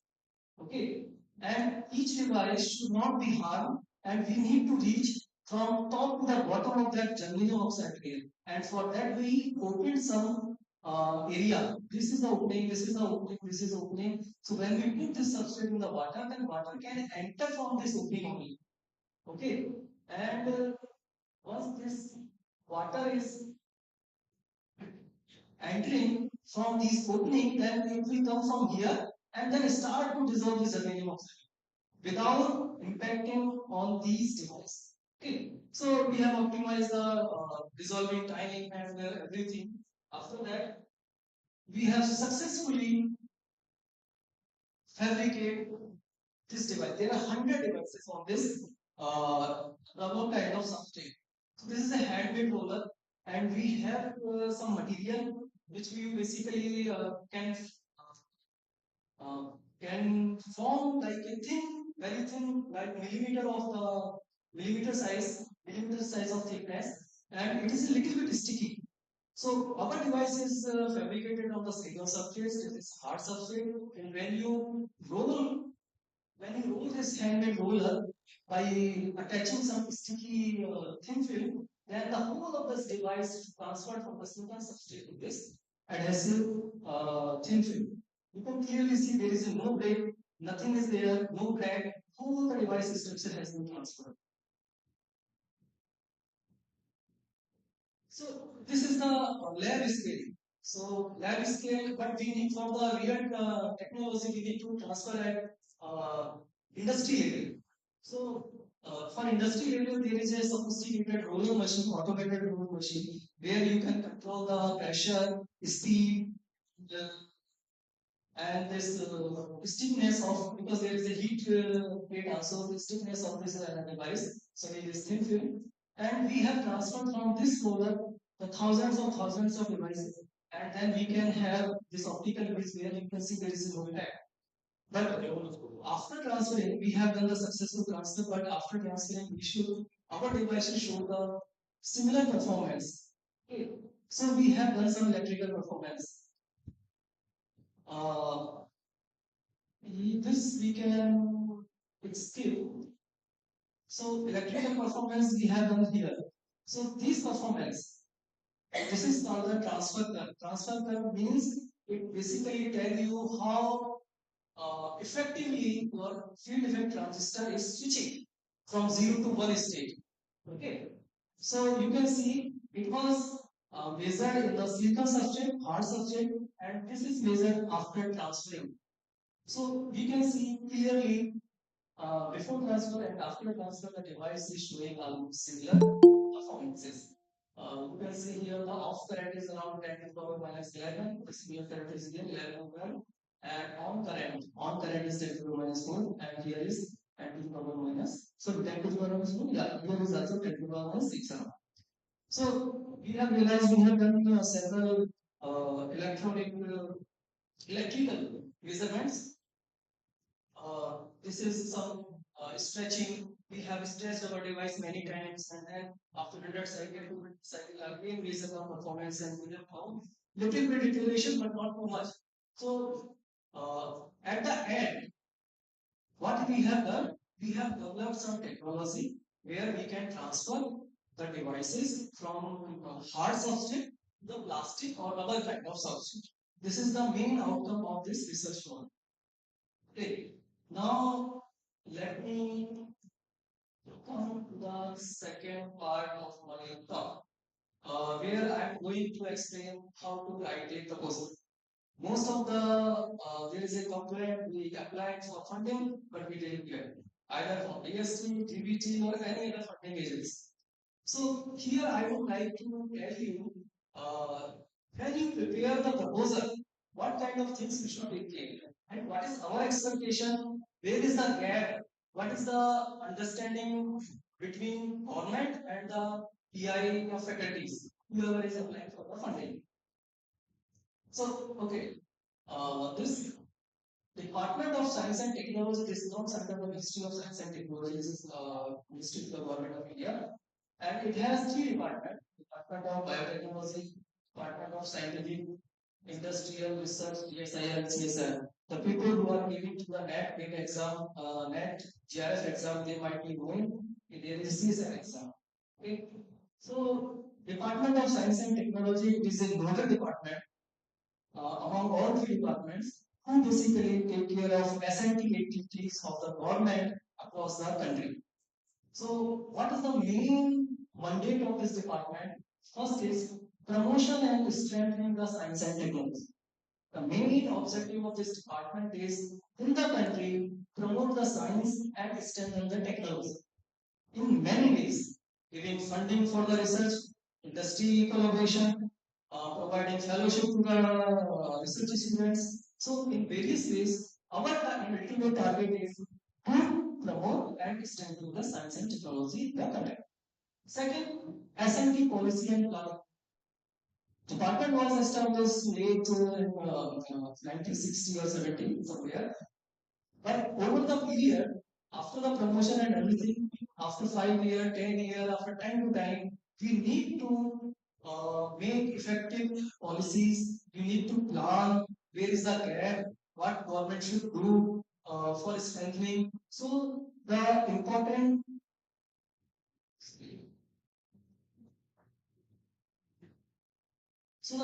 aspect is policy and planning. Okay. After making some policy or guideline, what is the effective implementation, how we can effectively implement that policy. And fourth one is the time to time there is a global level, there is a new technology technology are coming, future technology are emerging. So in view of that, we should be able to take new initiative. I will tell you two, three initiatives which government recently did, like quantum technology, supercomputing mission, cyber physical system, and recently Anusandhan National Research Foundation they have established. Okay, so to fulfill this mandate, we yeah. So for that, actually, the one of the aspect is to invite the proposal through the call through the advertisement. So the first thing is how to write a good proposal. What is the major challenges of India in R&D ecosystem? Let's understand. I will not go to in detail, but most important is how do we strengthen state level R&D? Please pay attention on this word. Strengthen state level R&D. We have seen a lot of research is going into Indian Institute, IIT, ISC, TIFR, NIT, central universities, but state council, at state level, state universities, they are very lacking. They are not connected with the ministry. So the main focus is, main challenge for us is how to strengthen state level R&D. To take care of this part, NRF, Anusandhan National Research Foundation, that has been established. Okay. Modi himself said in the first governing body, there is no dearth of the resources for the endeavor for the scientific community. Okay. There will be no dearth of the resources. Mind it. When PM Modi ji said this thing, that our first governing body statement NRF strategy should align with the goal of Viksit Bharat 2047 and implementation should follow global best practices adopted by research and development agencies. What is our target? It should be aligned with the Viksit Bharat 2047. आपने बहुत news में देखा होगा, सुना होगा कि हाँ किसी लोगों ने Viksit Bharat 2047 तक चाहिए, right? For that, we have to align our goals, our strategies that should follow the global best practices for the research and development agency. At the global level, research and development agency, whatever we are following, we can also follow the same thing or even better than that. We can. What is the important thing in our strategic direction? Strategic direction for research, innovation, entrepreneurship across natural science, engineering, technology, health, and agriculture. But all this strategic direction, we have to connect India's universities, college, research institution, and art. Again, I am highlighting India's universities. I am not saying premier institution, IITs or ISC. Should basically connect with the India's university, college, research institution, and art. Okay. Again, NRF objective is focusing on universities and colleges. I have explained eligible researcher. Who are eligible researcher? If a faculty or researcher is sitting in IIT, that means eligible? No. I will explain you later. The person who is competent, who is showing some credential, doesn't matter where he is, and giving some new concept, new research proposal, they are the eligible researcher. Now, government mission program to address societal and development and economic challenges. When we do the research, we always try to align the research with our expertise. I have done 10 years of luminescence, I will continue with that. I'm just giving an example. And if I am working on some battery energy, then I will continue with that. But before that, I would say it reverse. You should align your research with national priorities, with societal developments. Okay, at the end, this is a public money. We are providing the funding, we are giving you money, this is from the public. And somewhere, your research at the end should benefit to the society and societal challenges. Okay, so we should keep this thing in our mind.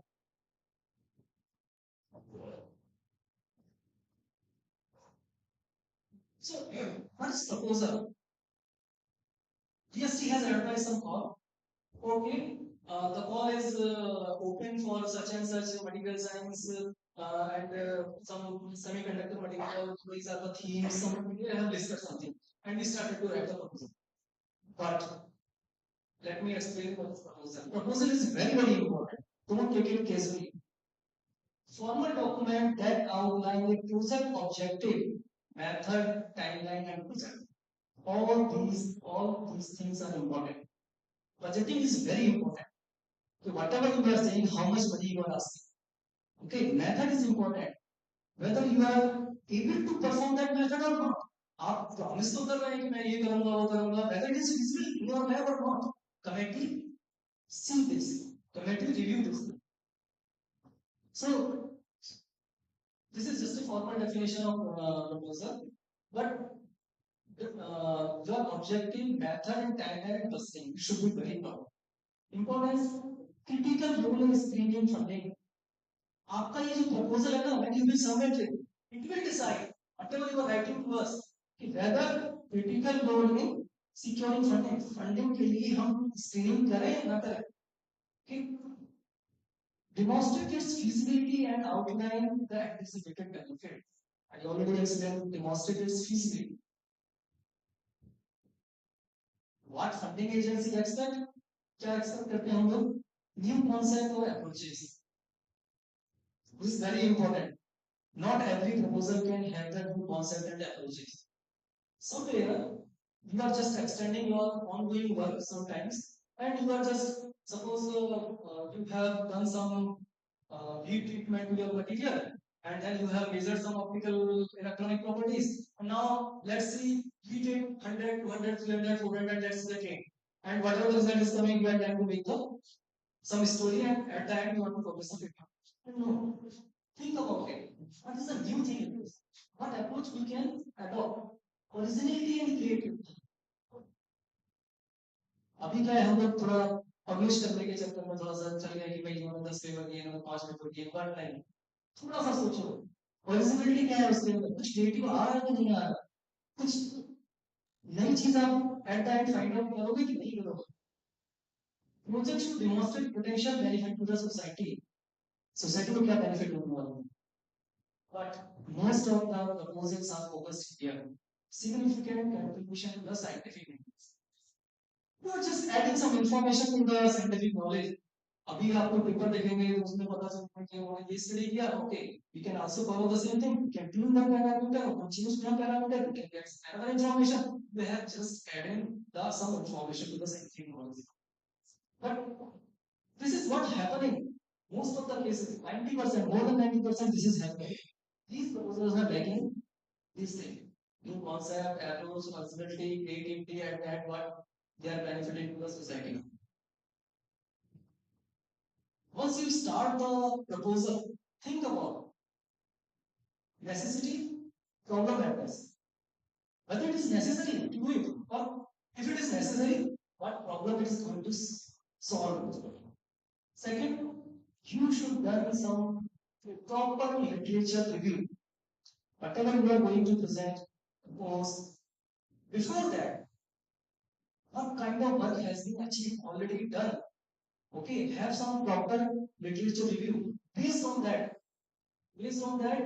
prepare, decide the objective, decide the direction of your highlighting missing element, address these gaps. Gap कहाँ पर है? Where is the gap? What gap you are considering? For that, you should know at international and national level. This is international level, this is national level. Who are the leading researcher in that topics? Who are the leading researchers? What is their major finding? Discuss that. Cite key papers. Not just in one page, we need 1 page, 2 page introduction, and we have cited 10 papers. Rather, these 10 papers are relevant. Okay, we have published with the same material, similar kind of study. Are these are the key papers? No need to write, no need to reference 10 paper or cite 10. Just 1 or 2 key paper. More focused. Proposal should be more focused. More So discuss major finding. In that area, what is the major finding? Cite key papers. Rational and interpretation report. Gap analysis. Highlight new unique aspects. Discuss potential benefit to the society. This I have already explained. And consider these questions. Are there unexplored area within the topic? Whatever the topic we are proposing, unexplored area है उसमें कुछ नहीं है तो उनको address कीजिए. Are existing methodologies insufficient or outdated? Whatever the methodology has been done for particular area or to deal some particular problem, whether it was sufficient or not, adequate or not, नहीं है तो आप क्या नया choose करने वाले हो?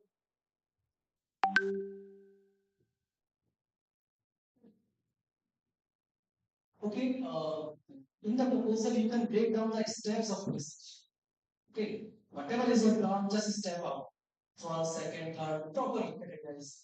And try to include some diagram, figure, table to explain your methodology, not the plain text. When committee read it, it is difficult to visualize.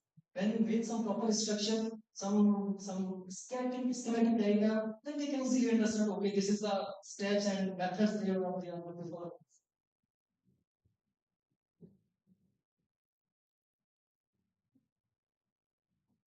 Clarity and conciseness. Avoid jargon. Use simple and straightforward language. No need to write बड़े-बड़े English के term use कर दिए. No, not required. Simple and straightforward language. Who can easily understand? Okay. More accessible and engaging. If you use simple and straightforward language, then your proposal will be more accessible. Okay. And engaging. Be straightforward. Clarity. Clearly state your objectives. Time schedule is important. Every proposal has some time limitation within 3 years, within 4 years, within 2 years, you have to complete it. So accordingly, we should plan it. Expertise of investigator. Who is proposing? That person, principal investigator, should have that team of expertise. आपके पास expertise की team है कि नहीं है? अगर है तो उनको आप list out करें. अगर आपके पास sufficient instrument नहीं है, then you should list out from where you are going to characterize your material, to measure your material. Where is your collaboration? If there is some collaboration, then cite some papers. Because before it also we have published some paper with such and such faculty ISC Bangalore. Now he has some this instrument. I am going to characterize you from that lab. That kind of thing. It will give you more justification to your proposal. Committee will think in that way. Facilities. What facilities you have available and what our institute is going to provide. That is also important. Highlight these things. Of course, expected outcome is output and outcome is important. Tangible result, whatever the tangible result, you should discuss it. Scientific impact क्या होगा, that you should mention clearly. Societal impact क्या हो सकता है. Budgeting is very important. Okay, you think this is a 30-year project and let's have 1 lakh rupees for travel. Let's see 50,000 or 1 lakh for contingency. But you should be able to have proper justification, otherwise your busting will be drastically go down. The committee member will cut down your busting. If you need more busting, more funding in a particular head, clearly explain, provide a justification, we will discuss in the committee. Okay? So this part is very important. Theme is important. आप कौन की theme को देखिए. Okay, and most important is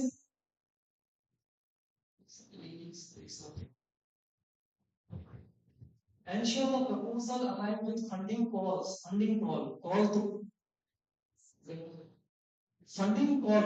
It is advertisement. You have just seen some broadly.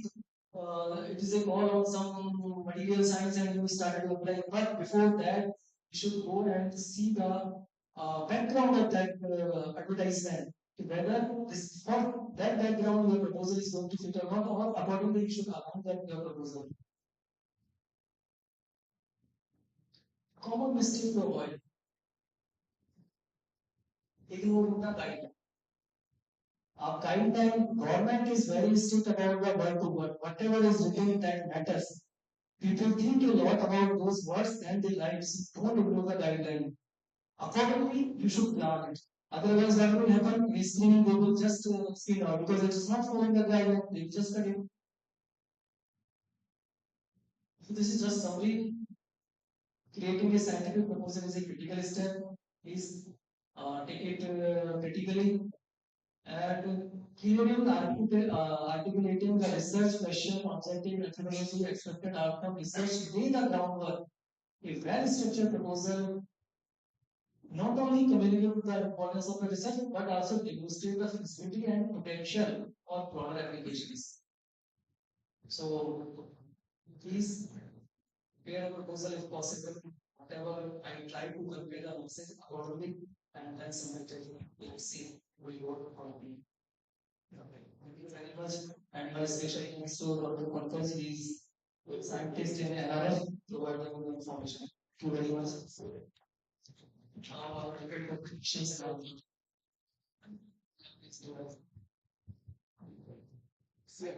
Okay, what if I can. So, as these are the funding resources for the research. What I want to ask is, sir, or DST is providing funds for seminar conferences. Recently, we have seen, but somehow. No DST. There are different. NRF. NRF is provided. But you should go to the website and see the guidelines. In what cases they can provide. What is the way to apply there? Throughout the year, is this possible or there are some duration? Schedule. Whether window will be open. Yes, that you can then. From DST. DST website or that website? Thank you so much. My question is that the submission of the proposal application that submitted was possible? No. No. No. Because again, it depends. Yes. Your group proposal.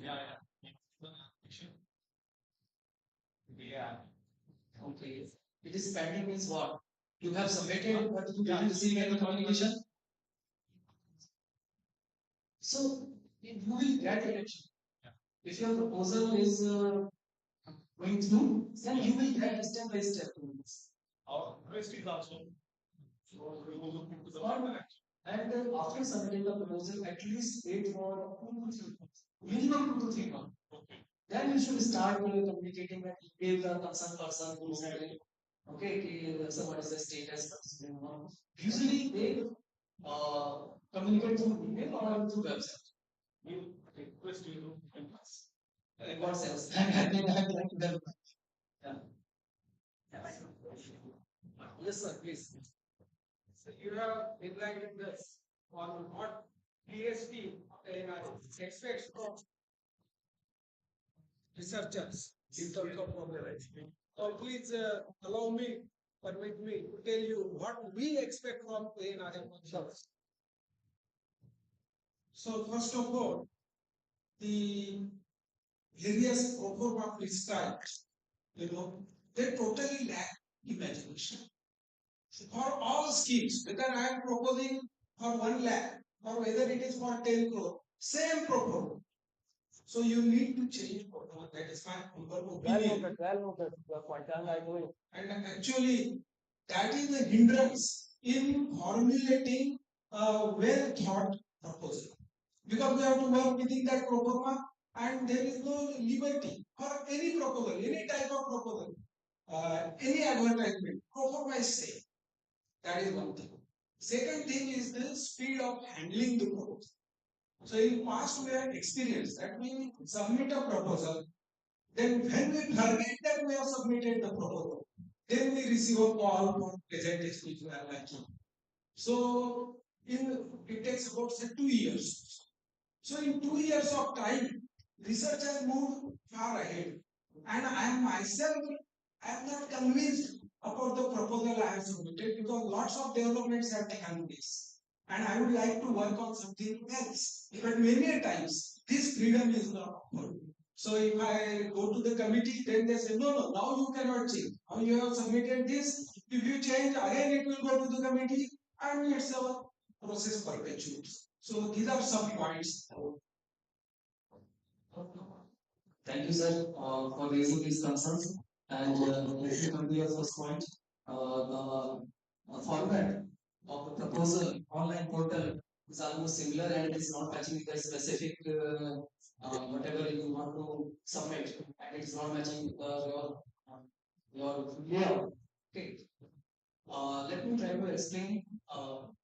First of all, EST is dealing SNT across the country, and there are different kind of sectors, domain, requirement. Accordingly, to design a single format, generalized format is very difficult. First thing, if you go online, there is one way you can write a proposal through email and another one to submit through online. Online portal is very effective, smooth, convenient for us also. Because a person is receiving 3,000 mail and person receiving 3,000 online portal and single shot downloading makes our work easier. Although we try to change the format, but sometimes it is difficult to get a single format. But there is a again option. If you are free, there is no tab, no option for furnishing some information. You can always have some connection. Highlight that point. Committee will consider it. Yeah, this is the first point. Second point is clear. I don't think last 5 years, if some proposal is submitted and he or she is getting response after 2 years, you might be talking about some old, maybe 7, 8, 9, 10 years back. But recently it is not happening. Maximum time you will get 6 months. And understand, before processing anything, we are a government. We have to follow the norms. Sometimes you understand that students is not getting salary, but we are bound to have some approval with the competent authority. We need some approval. See, it takes time. So we try to speed up, but sometimes it delays. We should also understand our role. Yeah. Anything else? Dr. Gupta, I would like to mention that here you have talked about the state universities and the colleges are lacking about funding. I wanted to tell you that there are few fundings from DPT Star and DPT Star and FIST funding that my institute has probably grabbed. It is around 2 crores rupees. So we have developed many experiments for the students, and our research lab also get very well enhanced because of all these fundings. So there are we can also not at individual level, but at the college level, there are the funding schemes where from the institute side we can apply for that funding. So we are actually trying from PPT and start on that level. So that entire college will get benefited about it.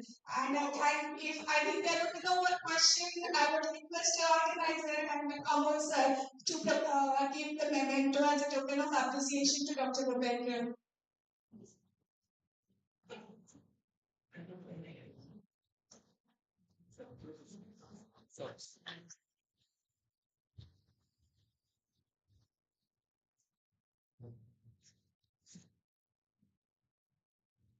Thank you, Dr. Bhupendra, for such a wonderful lecture. Now we will move toward the next invited talk about this session.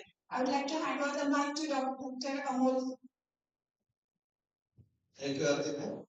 So, I guess this is the third and last section for the first section. Yeah.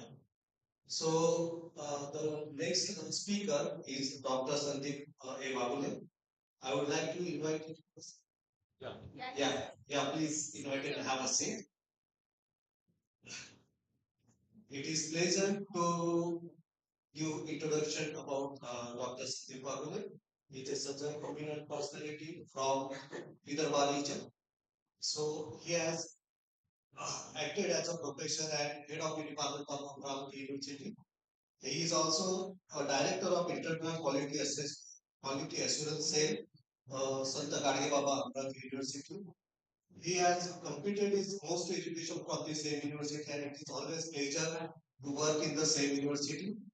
He is mostly working on nanocomposites, conducting polymers, sensors, conducting glasses, thin films, and only on that he has delivered several research papers, honorary mention papers in international journals, including Scopus and Speech.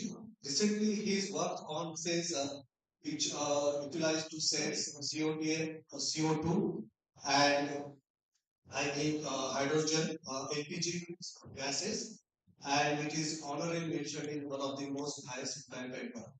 So during his time, he has received many awards, which includes prestigious award offered by CNET recently, Fellow of Maharashtra Academy of Science, as well as one of the honorary mentions he also received award from Elsewhere Review Status Award in 2014. His research image, we can call out how he is good in his work. When we go and check his Google Scholar publications, his H index is 22, followed by I index is more than 49, is closer to 50. It is very impressive to work in a university like Santa Baba University to handle all administrative positions, and after that to achieving such knowledge in research and maintaining such a good citations and IH index. Sir, I would like to invite you for today's lecture, and I guess you will enjoy to discuss and present your work in front of such a nice audience. The mic is all yours. Thank you, sir. Thank you, Dr. Arti. Yeah. Yes, our biodata or research journey is due to the inspiration of Dr. S.Q. Mohdil, sir, and the man behind that is Dr. S.K. Umanwar. He is not present here, and in our department, actually Department of Physics, Santa Gargi Baba Amravati University, is a older department, and it is a sister department related to the Nagpur University department. So we carried out the work that is related to the the supercapacitor application for our nanocomposite material. So that's why at the outset I thanks Dr. Nilesh and Dr. Manoj Singh for inviting me to the opportunity to deliver such type of the research here. So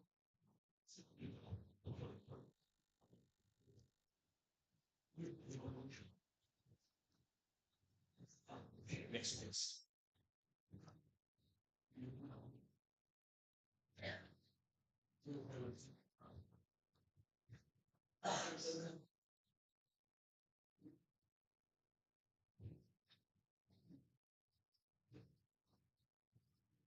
Because these are the some preliminary ideas that is related to the nanomaterials, and I will incorporate it in the slides because these are very beneficial to the PG students. So I skip this all the slides and go to the main work.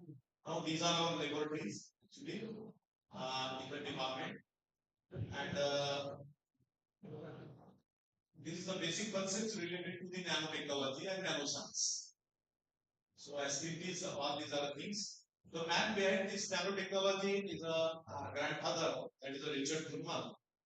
Most of them are very much familiar with such a type of this person, and these are the benefits. So now in our this actually application of the nanocomposite material, it is related to the energy storage. Now this is our aim to use this material for this application, and for the excellent power density is there. So that's why we use this material. Now these are the types of the supercapacitor actually. So the supercapacitor, that is the performance that depend on the conducting polymers, because we also perform the supercapacitor by using the mostly by using oxides also. But oxides does not give us such type of the response in the cyclopentametry. But by using the polymer, they got the yes, we have observed better response of the supercapacitors. Now, another case, we use it along with this polymer, we use the oxides, that is the MnO2. So that's why the all the work is related to around this MnO2 work. So we use this and got the better results as compared to the by using the SN2, ZMO is there. So most of the researchers use this type of these ionic materials. So these materials, that is, this is actually we see that the this, drawbacks also reported by these some researchers, but they have some advantages also because that shows this capacitance of about this much higher value in this some research also reported. And in the case of this research, these are the by using this graphene also, but the this better results. So that's why by taking this idea, we also perform the supercapacitor applications by using these materials. And polymer here we use this most of the polymer just like a polyethylene is there, polypyrrole, and polyindole is one of these things. Polyindole is it is a very easy to polymerize. It's polymer. So that's why we use this material in case of this supercapacitor application. Now another is here we use the cyclogrammetry, this stability performance and galvanostatics. All these are the characterizations we have done here by using this material. Now this is simply the synthesis method because this is a nano synthesized recipes are there and there are the different types of the methods. We use the one of the method that is for the polyindole and this is oxidizing polymerization method. So this is a very low temperature method. Actually, low temperature is that is related to the 60 degrees centigrade of about 4 hours. Because of polymers show the different properties. If there is a time lag between polymerization, that the different properties are different and the conductivity is different. That shows the polymer. So, so it is necessary to use this polymer very carefully actually, just to prevent the polymerization. Now another thing is the MMF2 nanoparticles because these nanoparticles used by using this yes that is a chemical synthesis with the precipitation method and this precipitation method is a very easy method because most of the researchers that indicate this method is like a one pot method is also. So that's why and graphene nanocomposites. So in MOU2 along with the MOU2 graphene is used because graphene is there is a carbonious material and it is a actually is electronic form of the carbon. So we use here and this is a recipe for we use here the synthesis of this nanocomposite. All these means along with the this polymer that is a polyindole, and there are the percentage for the optimization. We use this there yes from 0.25 to 100%. So these are the optimization. Now this is actually the XRD analysis. Now the XRD analysis that shows the hump peak. This is related to the polymer because the hump and these are the show that the this polymerization of the this MnO2 that is this is a pure MnO2 nanoparticle. So this peak that is a 310 is this prominent peak of the MnO2 that is fabrication of this material in the nanocells. Actually, these are the prominent peaks we have observed in case of this XRD research. Now, this is also related to the some yes, this peaks that is a yes composite material we use here. Now, another case is that this XRD analysis related to this yes MnO2 and yes 5% because that shows the some yes peaks that is related to this the graphene peaks because this is a 002 is a peak related to this graphene. So in this way we have this composite. Now, so let's confirm this XRD analysis. We use here the scanning, same or with the IDEX analysis. So in IDEX analysis also we have observed that the peaks related to this our MnO that is a composite material.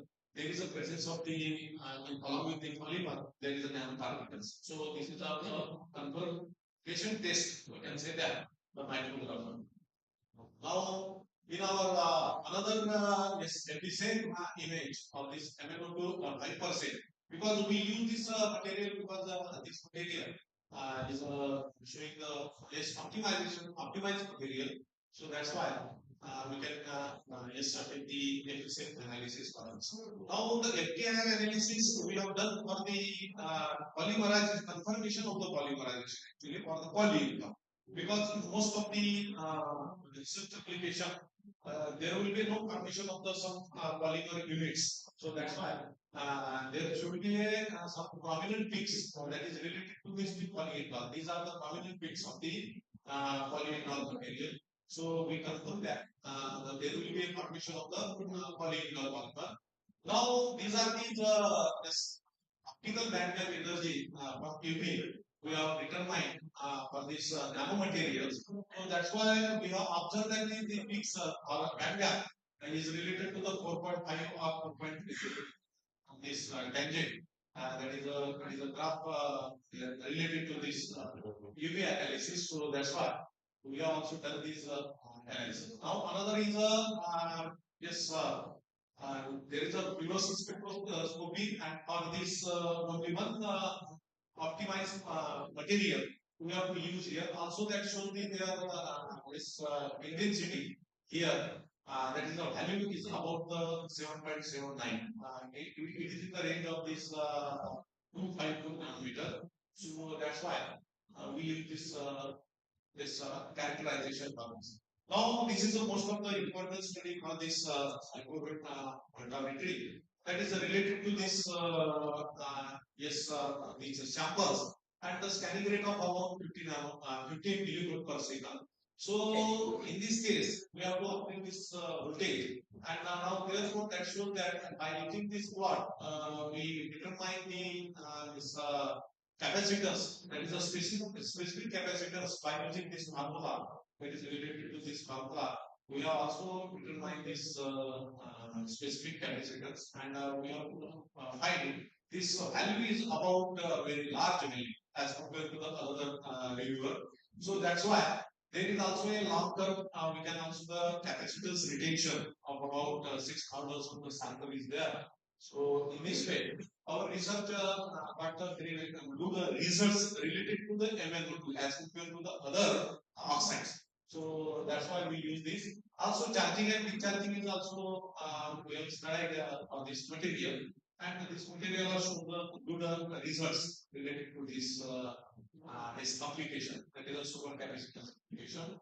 So in this way, we use this material by using this yes cyclic voltammetry, and the work for the fabrication of the actually supercapacitor thin films is also is under work.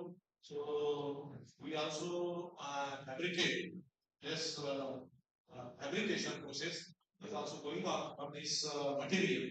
So these materials may also that show the some better results in case of the actual fabrication of the thin film. So these are our future planning. So these are our research. So I have already told the inspiration from the Dr. S. Morin sir. We have done the much more topics in our laboratory actually. So from the polymer to the graphic material, and applications are related to the also some biological applications, just like a antibacterial activity, and some solar cells are there also.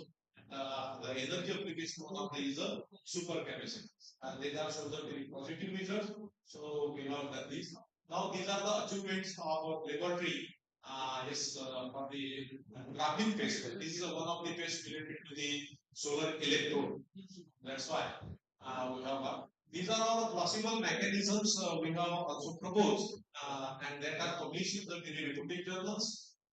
In case of the PVC, and these are our research product actually.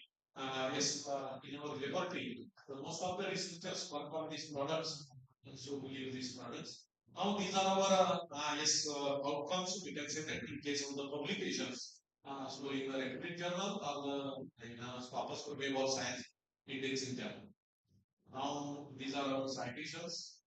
Yes, for the our yes, most of the Web of Science and Scopus citations are there. And these are some yes, that is a bibliometric publications. That is these are very much beneficial to our institutions also in case of the NAAC accreditation. So we also use this. Now these are the our findings related to our research, and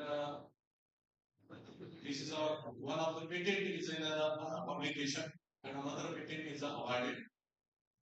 So these are the awards related to our research work, and these are the terms.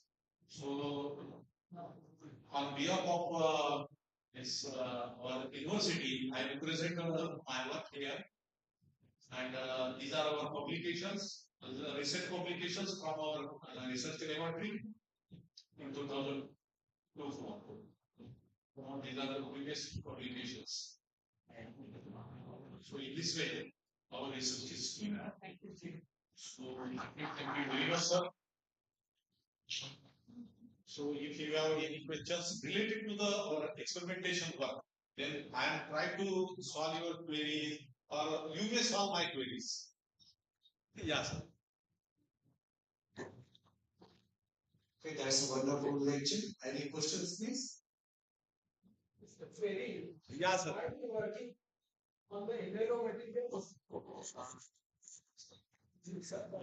Yeah, sir. Yanolo material is also there because yanolo material it is difficult to actually fabricate because these are the glasses actually, sir.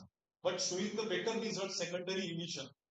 Yes, some material is also we have yanolo, but they are very difficult because stoichiometry not match, sir. इसलिए वो जल्दी हो नहीं पाते. तो अभी जो लड़के आ रहे हैं नए रिसर्च के लिए उनके पास उतना पेशेंस नहीं है. हाँ, इसलिए उनको रिजल्ट होना या तो आप बना के दे दो हमारे को, आप बना के दे दो, वो करके दे दो आपको. वो ऐसा चालू है अभी तो प्राइवेट यूनिवर्सिटी भी आ रही, तो बाद में तो सिग्नेचर देंगे सिर्फ डिग्री का, ऐसा मुझे लगता है. These are the facts, sir. Actually. Any other question? All right, I guess that would be for today.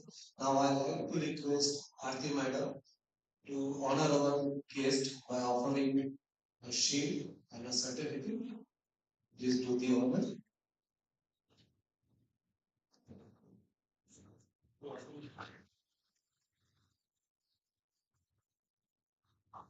Thank you very much. I would like to hand out charge. Thank you so much, all the keynote speakers and the session chair and co-session chair. We are very grateful to receive this valuable knowledge from keynote speakers and also appreciate the opportunity to learn from their expertise. I'm privileged to do the honors of the session chair and co-session chair. So I request Kalyani Adram Madam to kindly do the honor.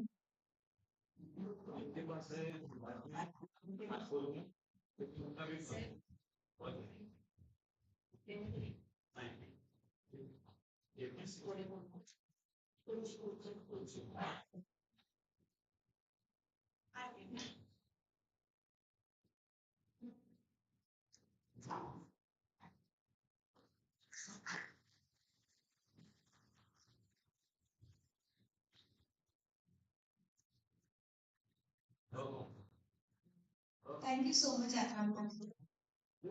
Now I request Dr. Rathod sir to do the honors of the session co-chair.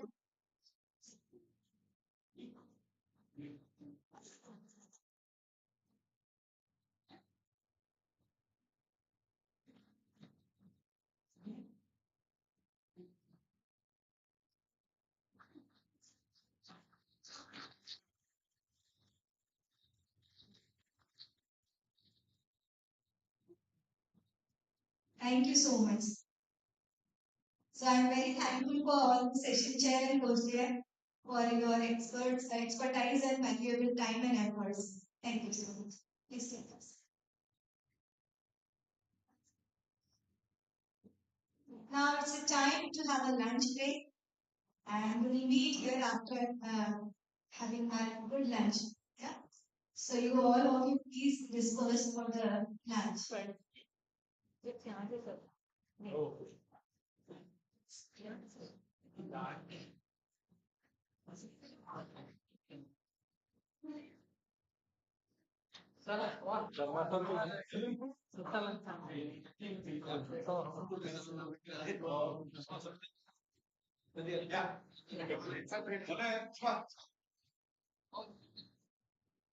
महत्वाचं आहे गाडी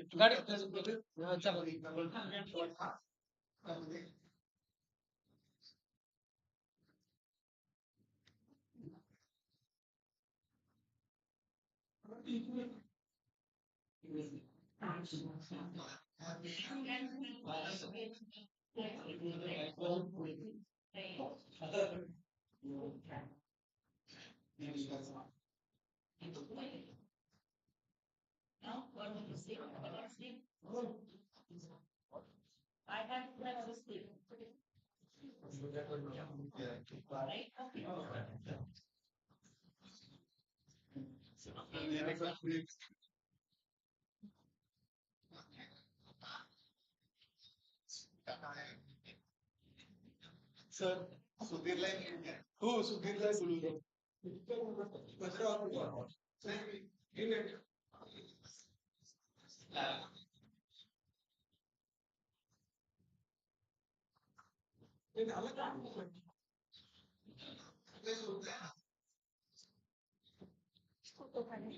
Next session.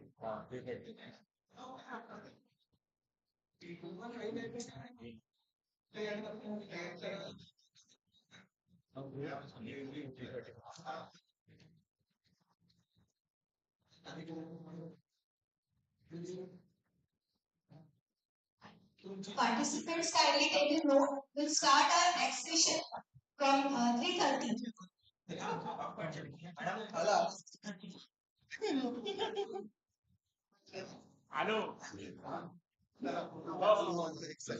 is starting. Sir, yeah, please you can pull. Yeah.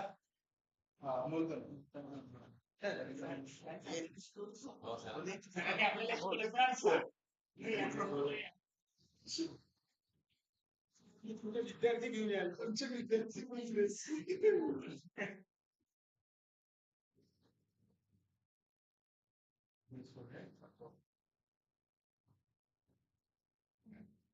Thank you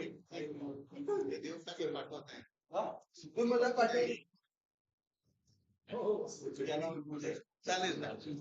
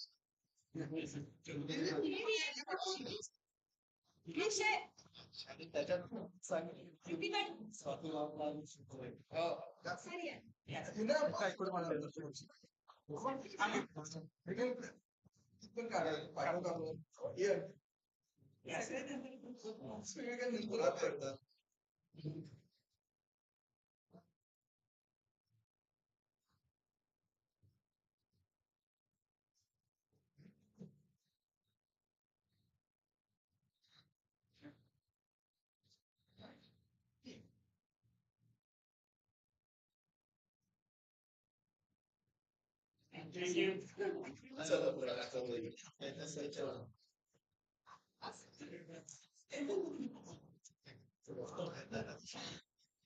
So,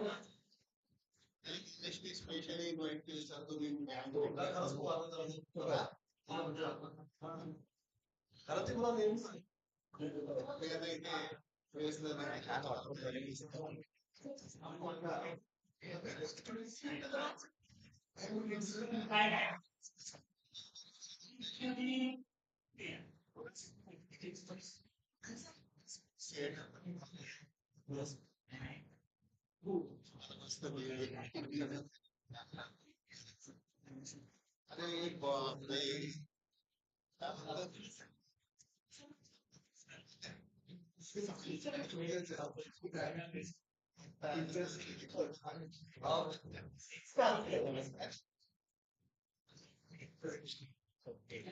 Investigo वगैरह होता है right चांगला होती है sir आज कोई स्टूडेंट जो भी क्लास में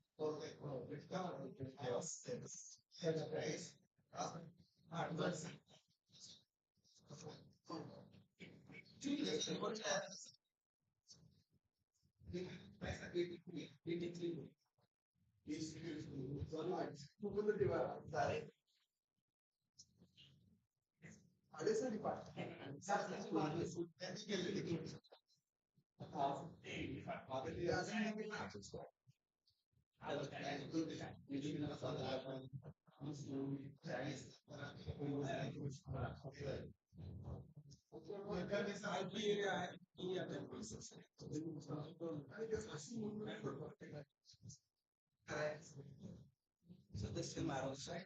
Similar.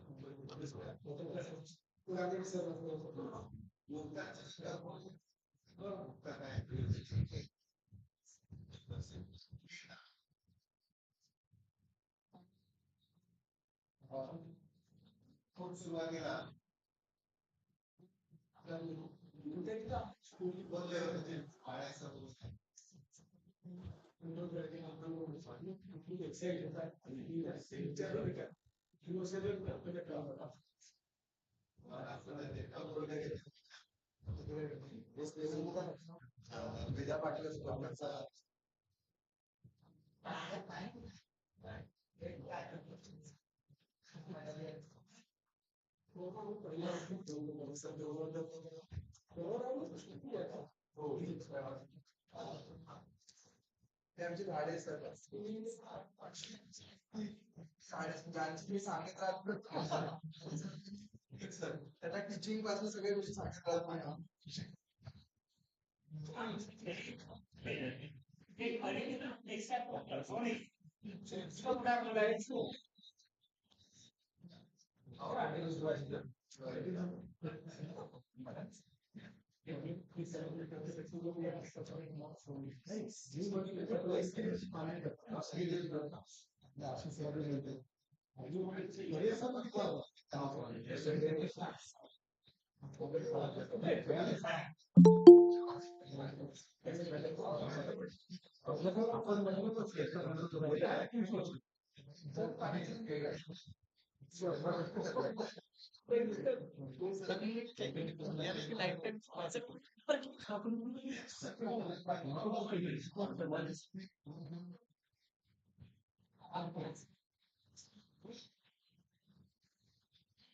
Maybe why?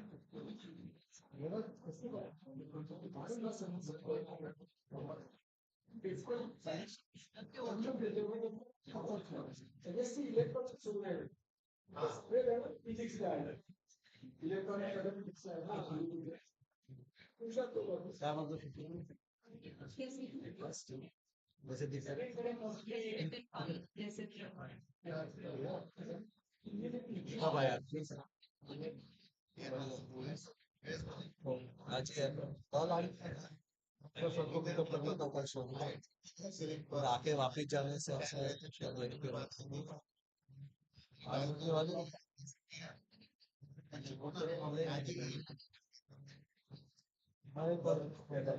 हमारे घर एक बार फिलअप करना है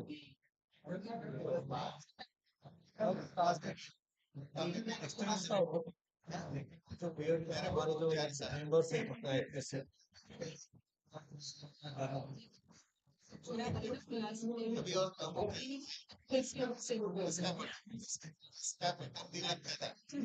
कैसे चला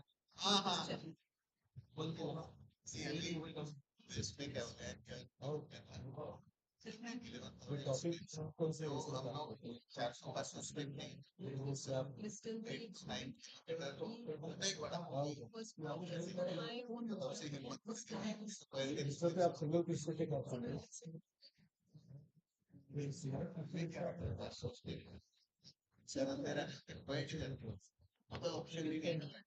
वो कौन से मेथड से बनते हैं वो भी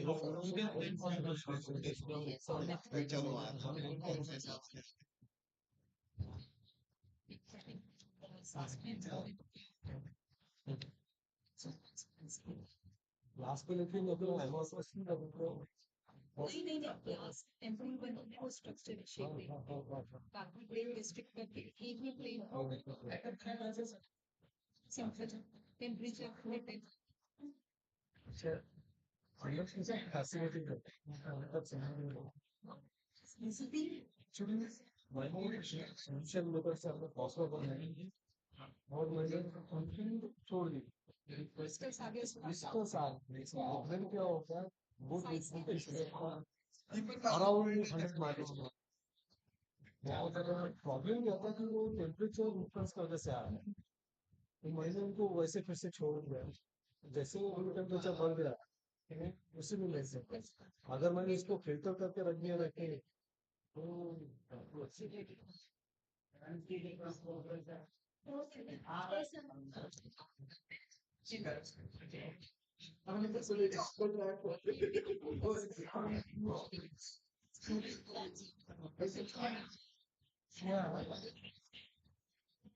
तो उसको क्या किया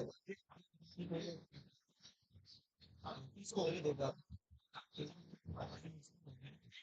वो अच्छा इसको जो पॉपअप के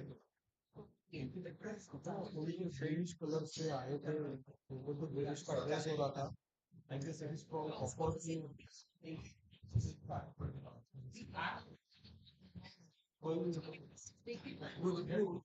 फोटोज देखता हूँ अगर वो रिप्रोड्यूस हुए ना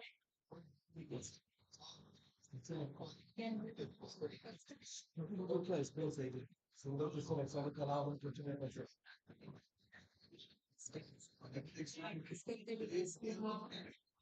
और देखता हूँ वो करता अगर सक्सेसफुली ब्रेक हो गए मुझे पता कोर टेम्परेचर पे हमारे लैब में होता था वहाँ हाँ एक्चुअली वो नैनो पार्टिकल्स बनाए थे तो हमने उसका जो बच्चे को चाहिए था उसका मिनिमम कैल्कुलेशन कर दिया और जो सॉल्यूशन देखो छोड़ दिए थे हमने वो पूरा वही डिस्प्लाइजेशन हुआ और कुछ क्रिस्टल्स हाँ ना यार मतलब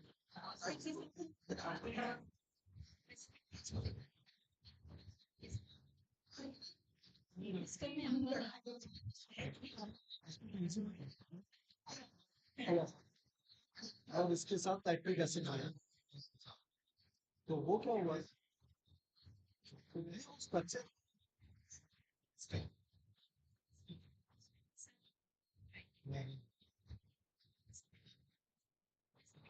हाँ यू 4 मिलता था छोड़ देता वो उसमें मुझे ऑनेस्टली बताओ तो ट्राई नहीं किया क्या करना चाहिए मुझे पता नहीं था यू के साथ सी वो है या दोनों पता नहीं लेकिन जो ट्रेस हुआ वो देख के बहुत प्यारा लगा क्रिस्टल में इसको अगर सक्सेसफुल हो स्पेशली डोप क्रिस्टल बनाने के लिए लाइक जैसे आइडेंटिफाई कर लो क्या उसको देख इसको रिप्रोड्यूस करने की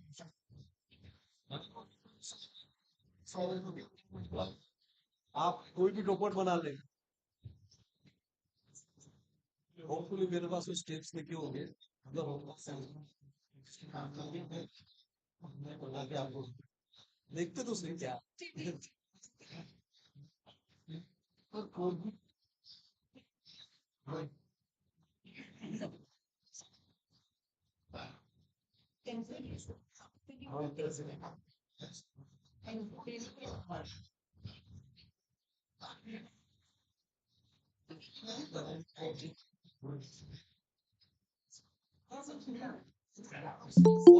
naturally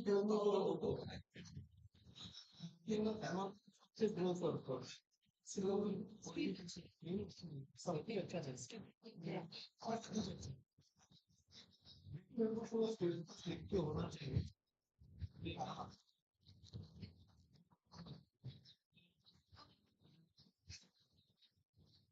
ये तो स्टैंडर्डाइज प्रोग्राम लेकिन अगर आपके पास होगा कुछ नहीं सिर्फ मुझे 10 आप जल्दी सैंपल हो गया ले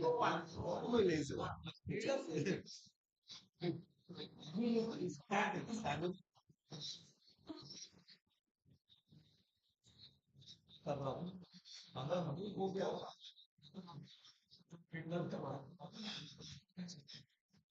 सैलरी अभी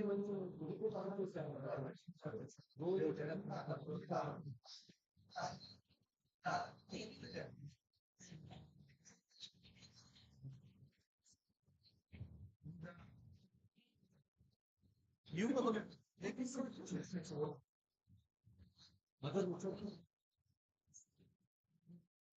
नहीं लेकिन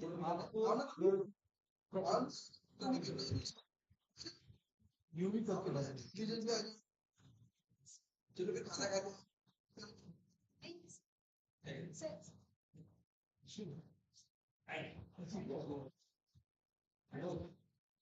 सुबह आना ना सुबह निकल आए तो आ जाओ ना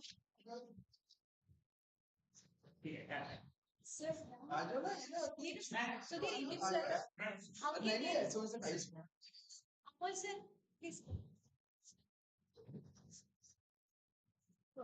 ना प्लीज Asha, please. अरे आ जाओ आता है. नहीं आता नहीं जैसे.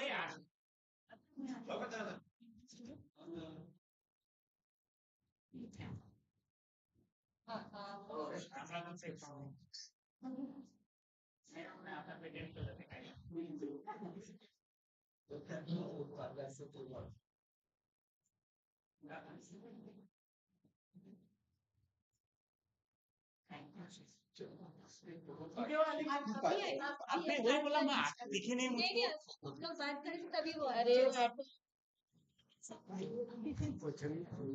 आवाज दे करके जन्म नहीं है मुझे मना कर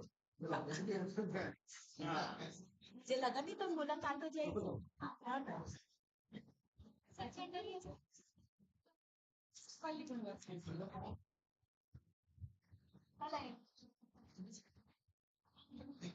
कैंपस में बोलो लगे हाँ खाना खा लो कैसे बोलेगा से हम लोग भी बीच बीच में नहीं खेले आए थे नहीं करते ना हम कॉन्फ्रेंस में नहीं गए मैंने देखा मेरे साथ तो दूसरी चलो चलो चलो चलो खाना खाना करो क्या पहुंच करके चलो खाना खाओ बढ़िया तेरा काम चालू रहे ये तुम्हारा शीट में वो तुम्हारा है कि नहीं उसमें कैसे पता चलेगा ले ले अपने पास ये तो रख दो साथ में तुम्हारे वहां पर रख दो से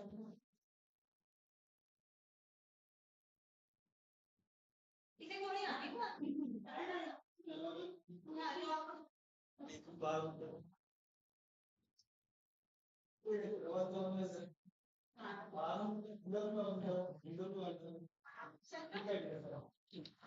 ma'am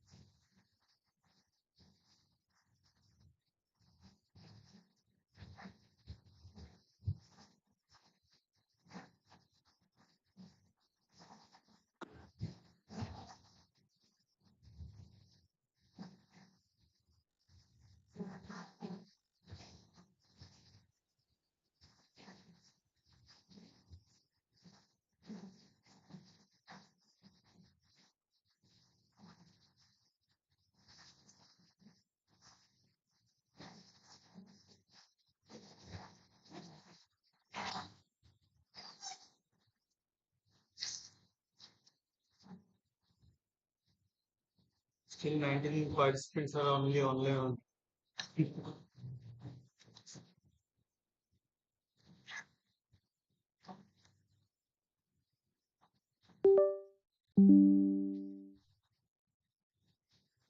Sir, are you from IIT Kanpur or from where? Bengal. अच्छा अच्छा. What about that?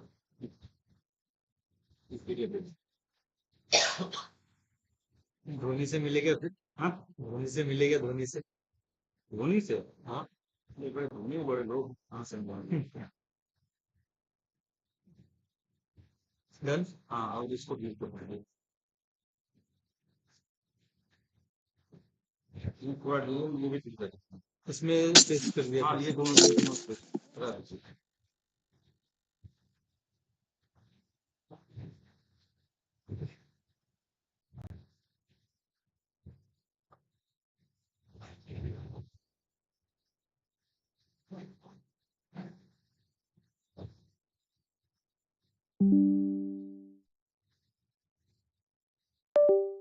आप ये नहीं किस कलर में? एक्चुअली मैं यहाँ से जूनियर कॉलेज में एक जूनियर हो गया. इंजीनियरिंग हो गया. अच्छा.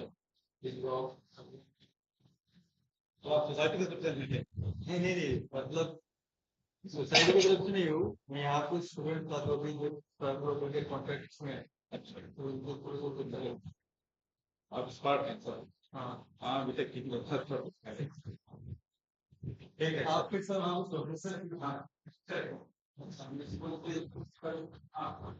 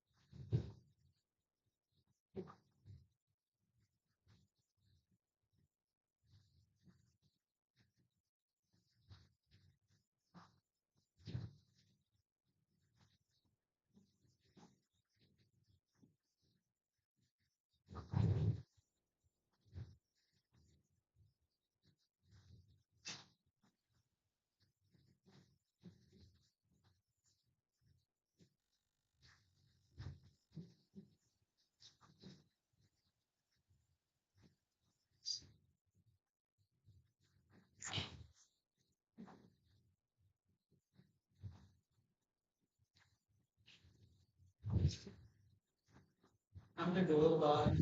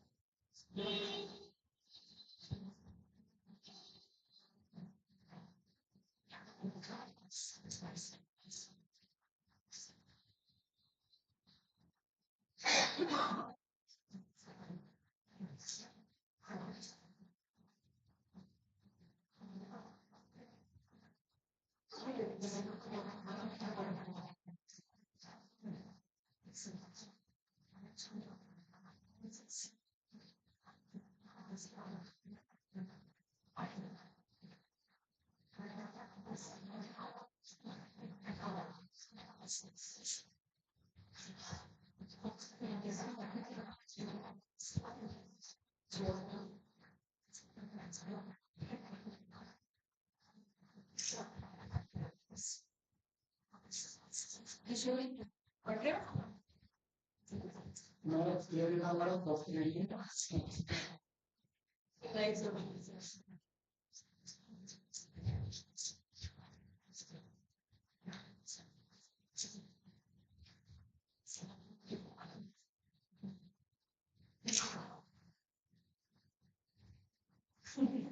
Surely, thanks.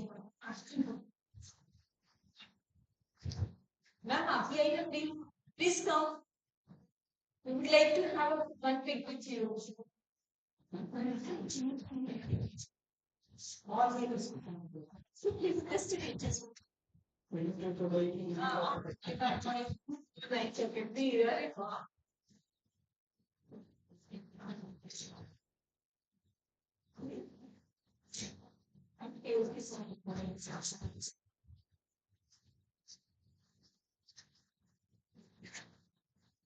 Please.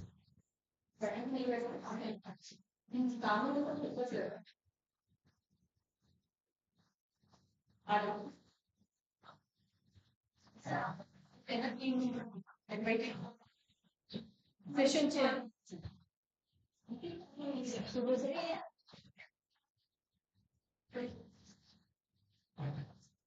Online में कौन करता है session chair?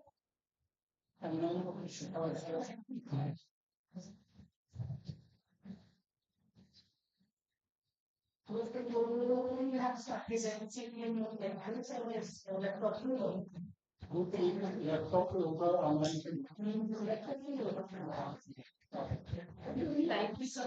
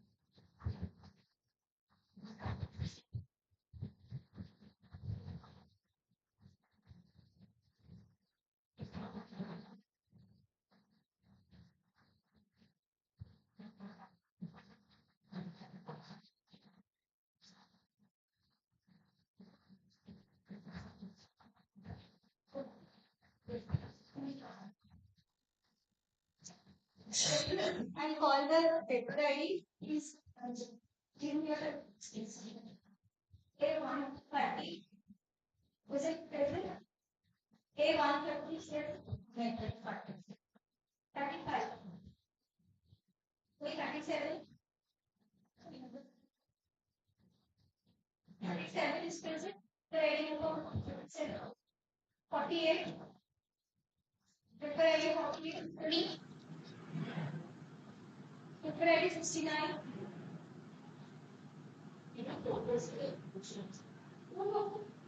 Record offline.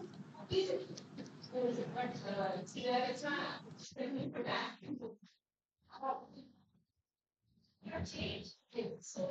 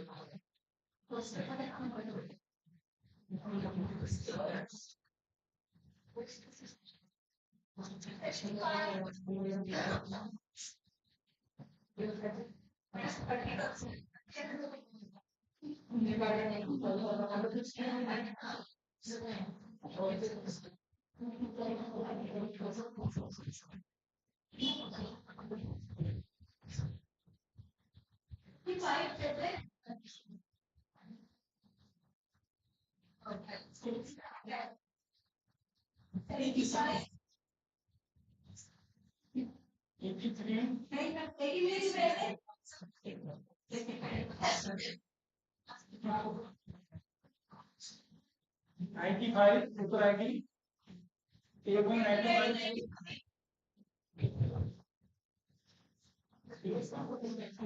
Category C1, paper ID 06. Category C1, paper ID 11. C1 11. 11. Category E1 02. E1 02. category category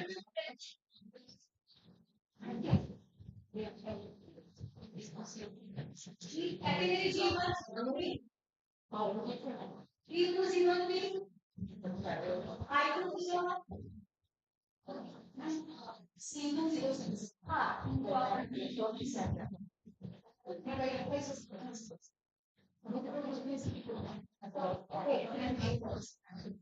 E1 C2 is not present. E1 is not present.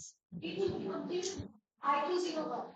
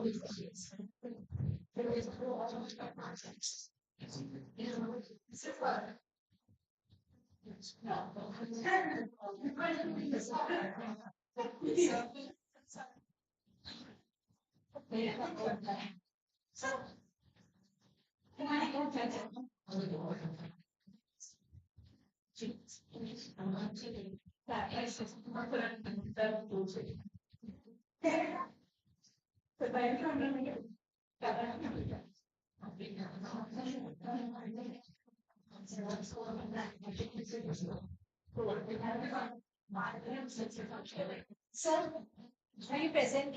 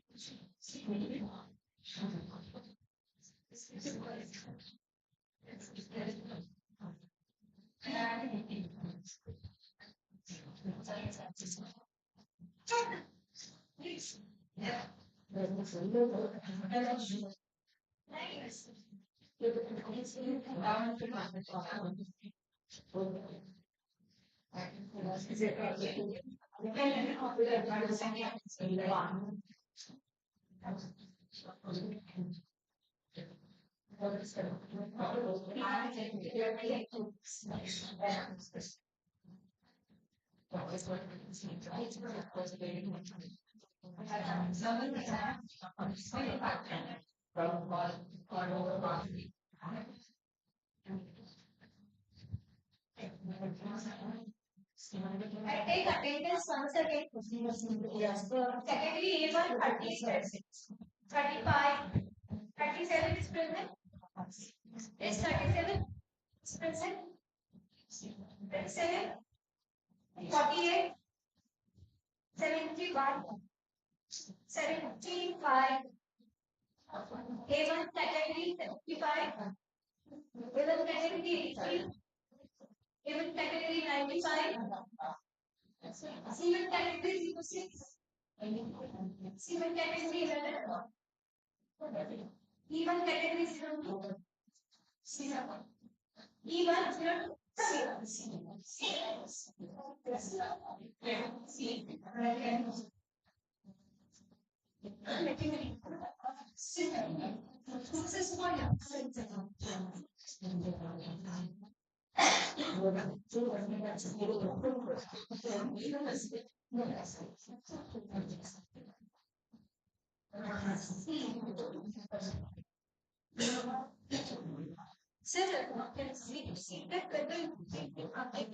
C1 category 0.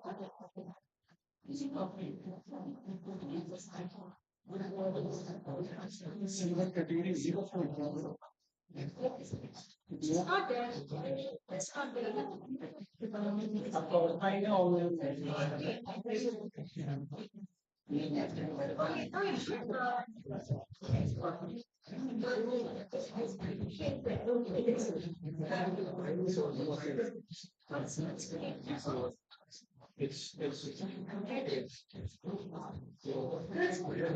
Okay, no issue.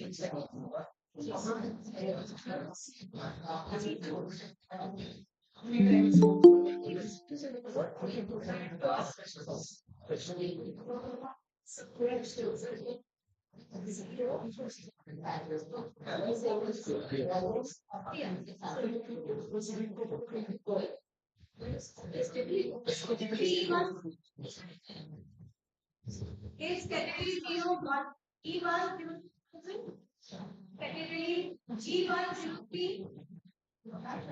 category B2 03 category I 01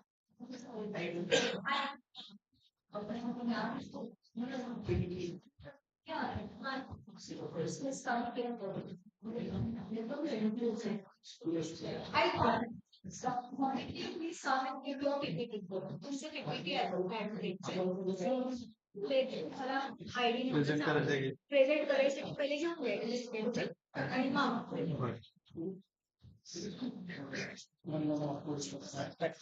तुमचं व्हॉट्सअपवर send करता का तुम्ही send करता व्हॉट्सअपला send करता का download करा आणि व्हॉट्सअप नाही तर मेल फॉरवर्ड करा तिचा व्हॉट्सअप माझ्या व्हॉट्सअपवर मला नंबर माझं मेल नाही मेल लॉगिन करायला लागतो मोबाईलमध्ये तुम्ही डाउनलोड करा ना व्हॉट्सअपवर शेअर करा ना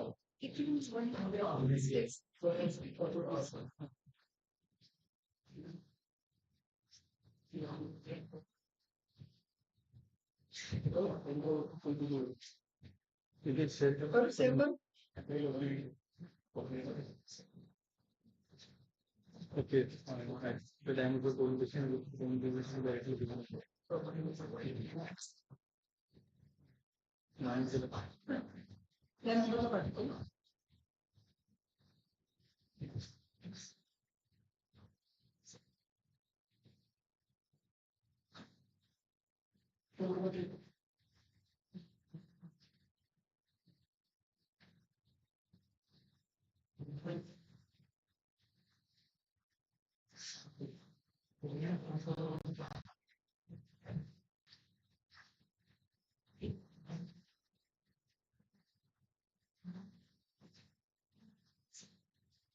चेक करा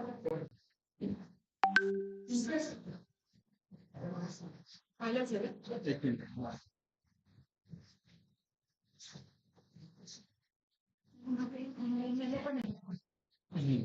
नाही याच्यामध्ये याच्या ऑनलाईनचं सेशन नाही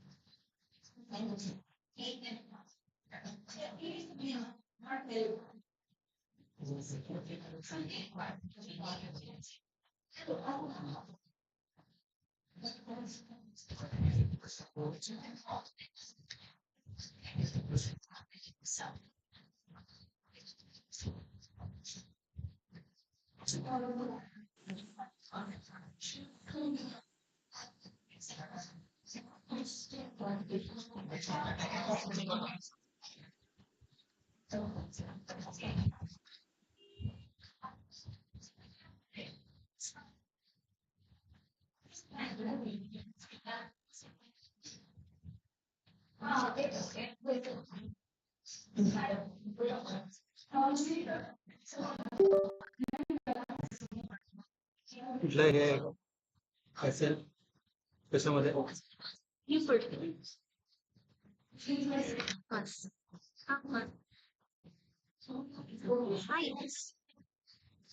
स्टेज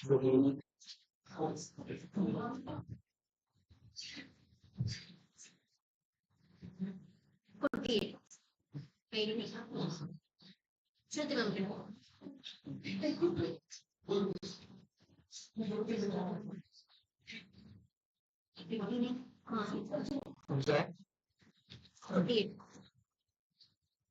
कुठला नंबर आहे तुझा कुठलं इन्व्हेंटरी मॅनेजमेंट आहे ना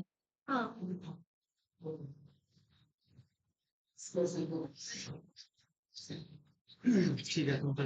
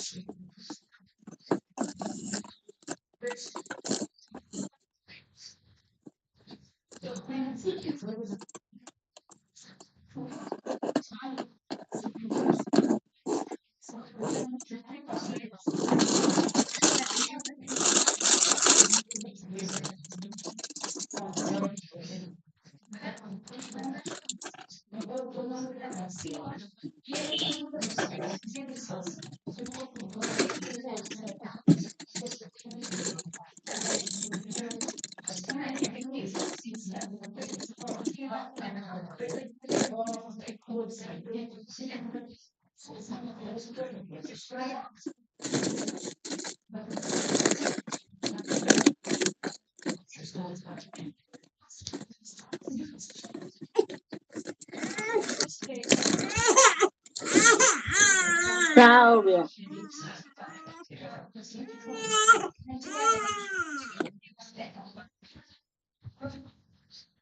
C106 C student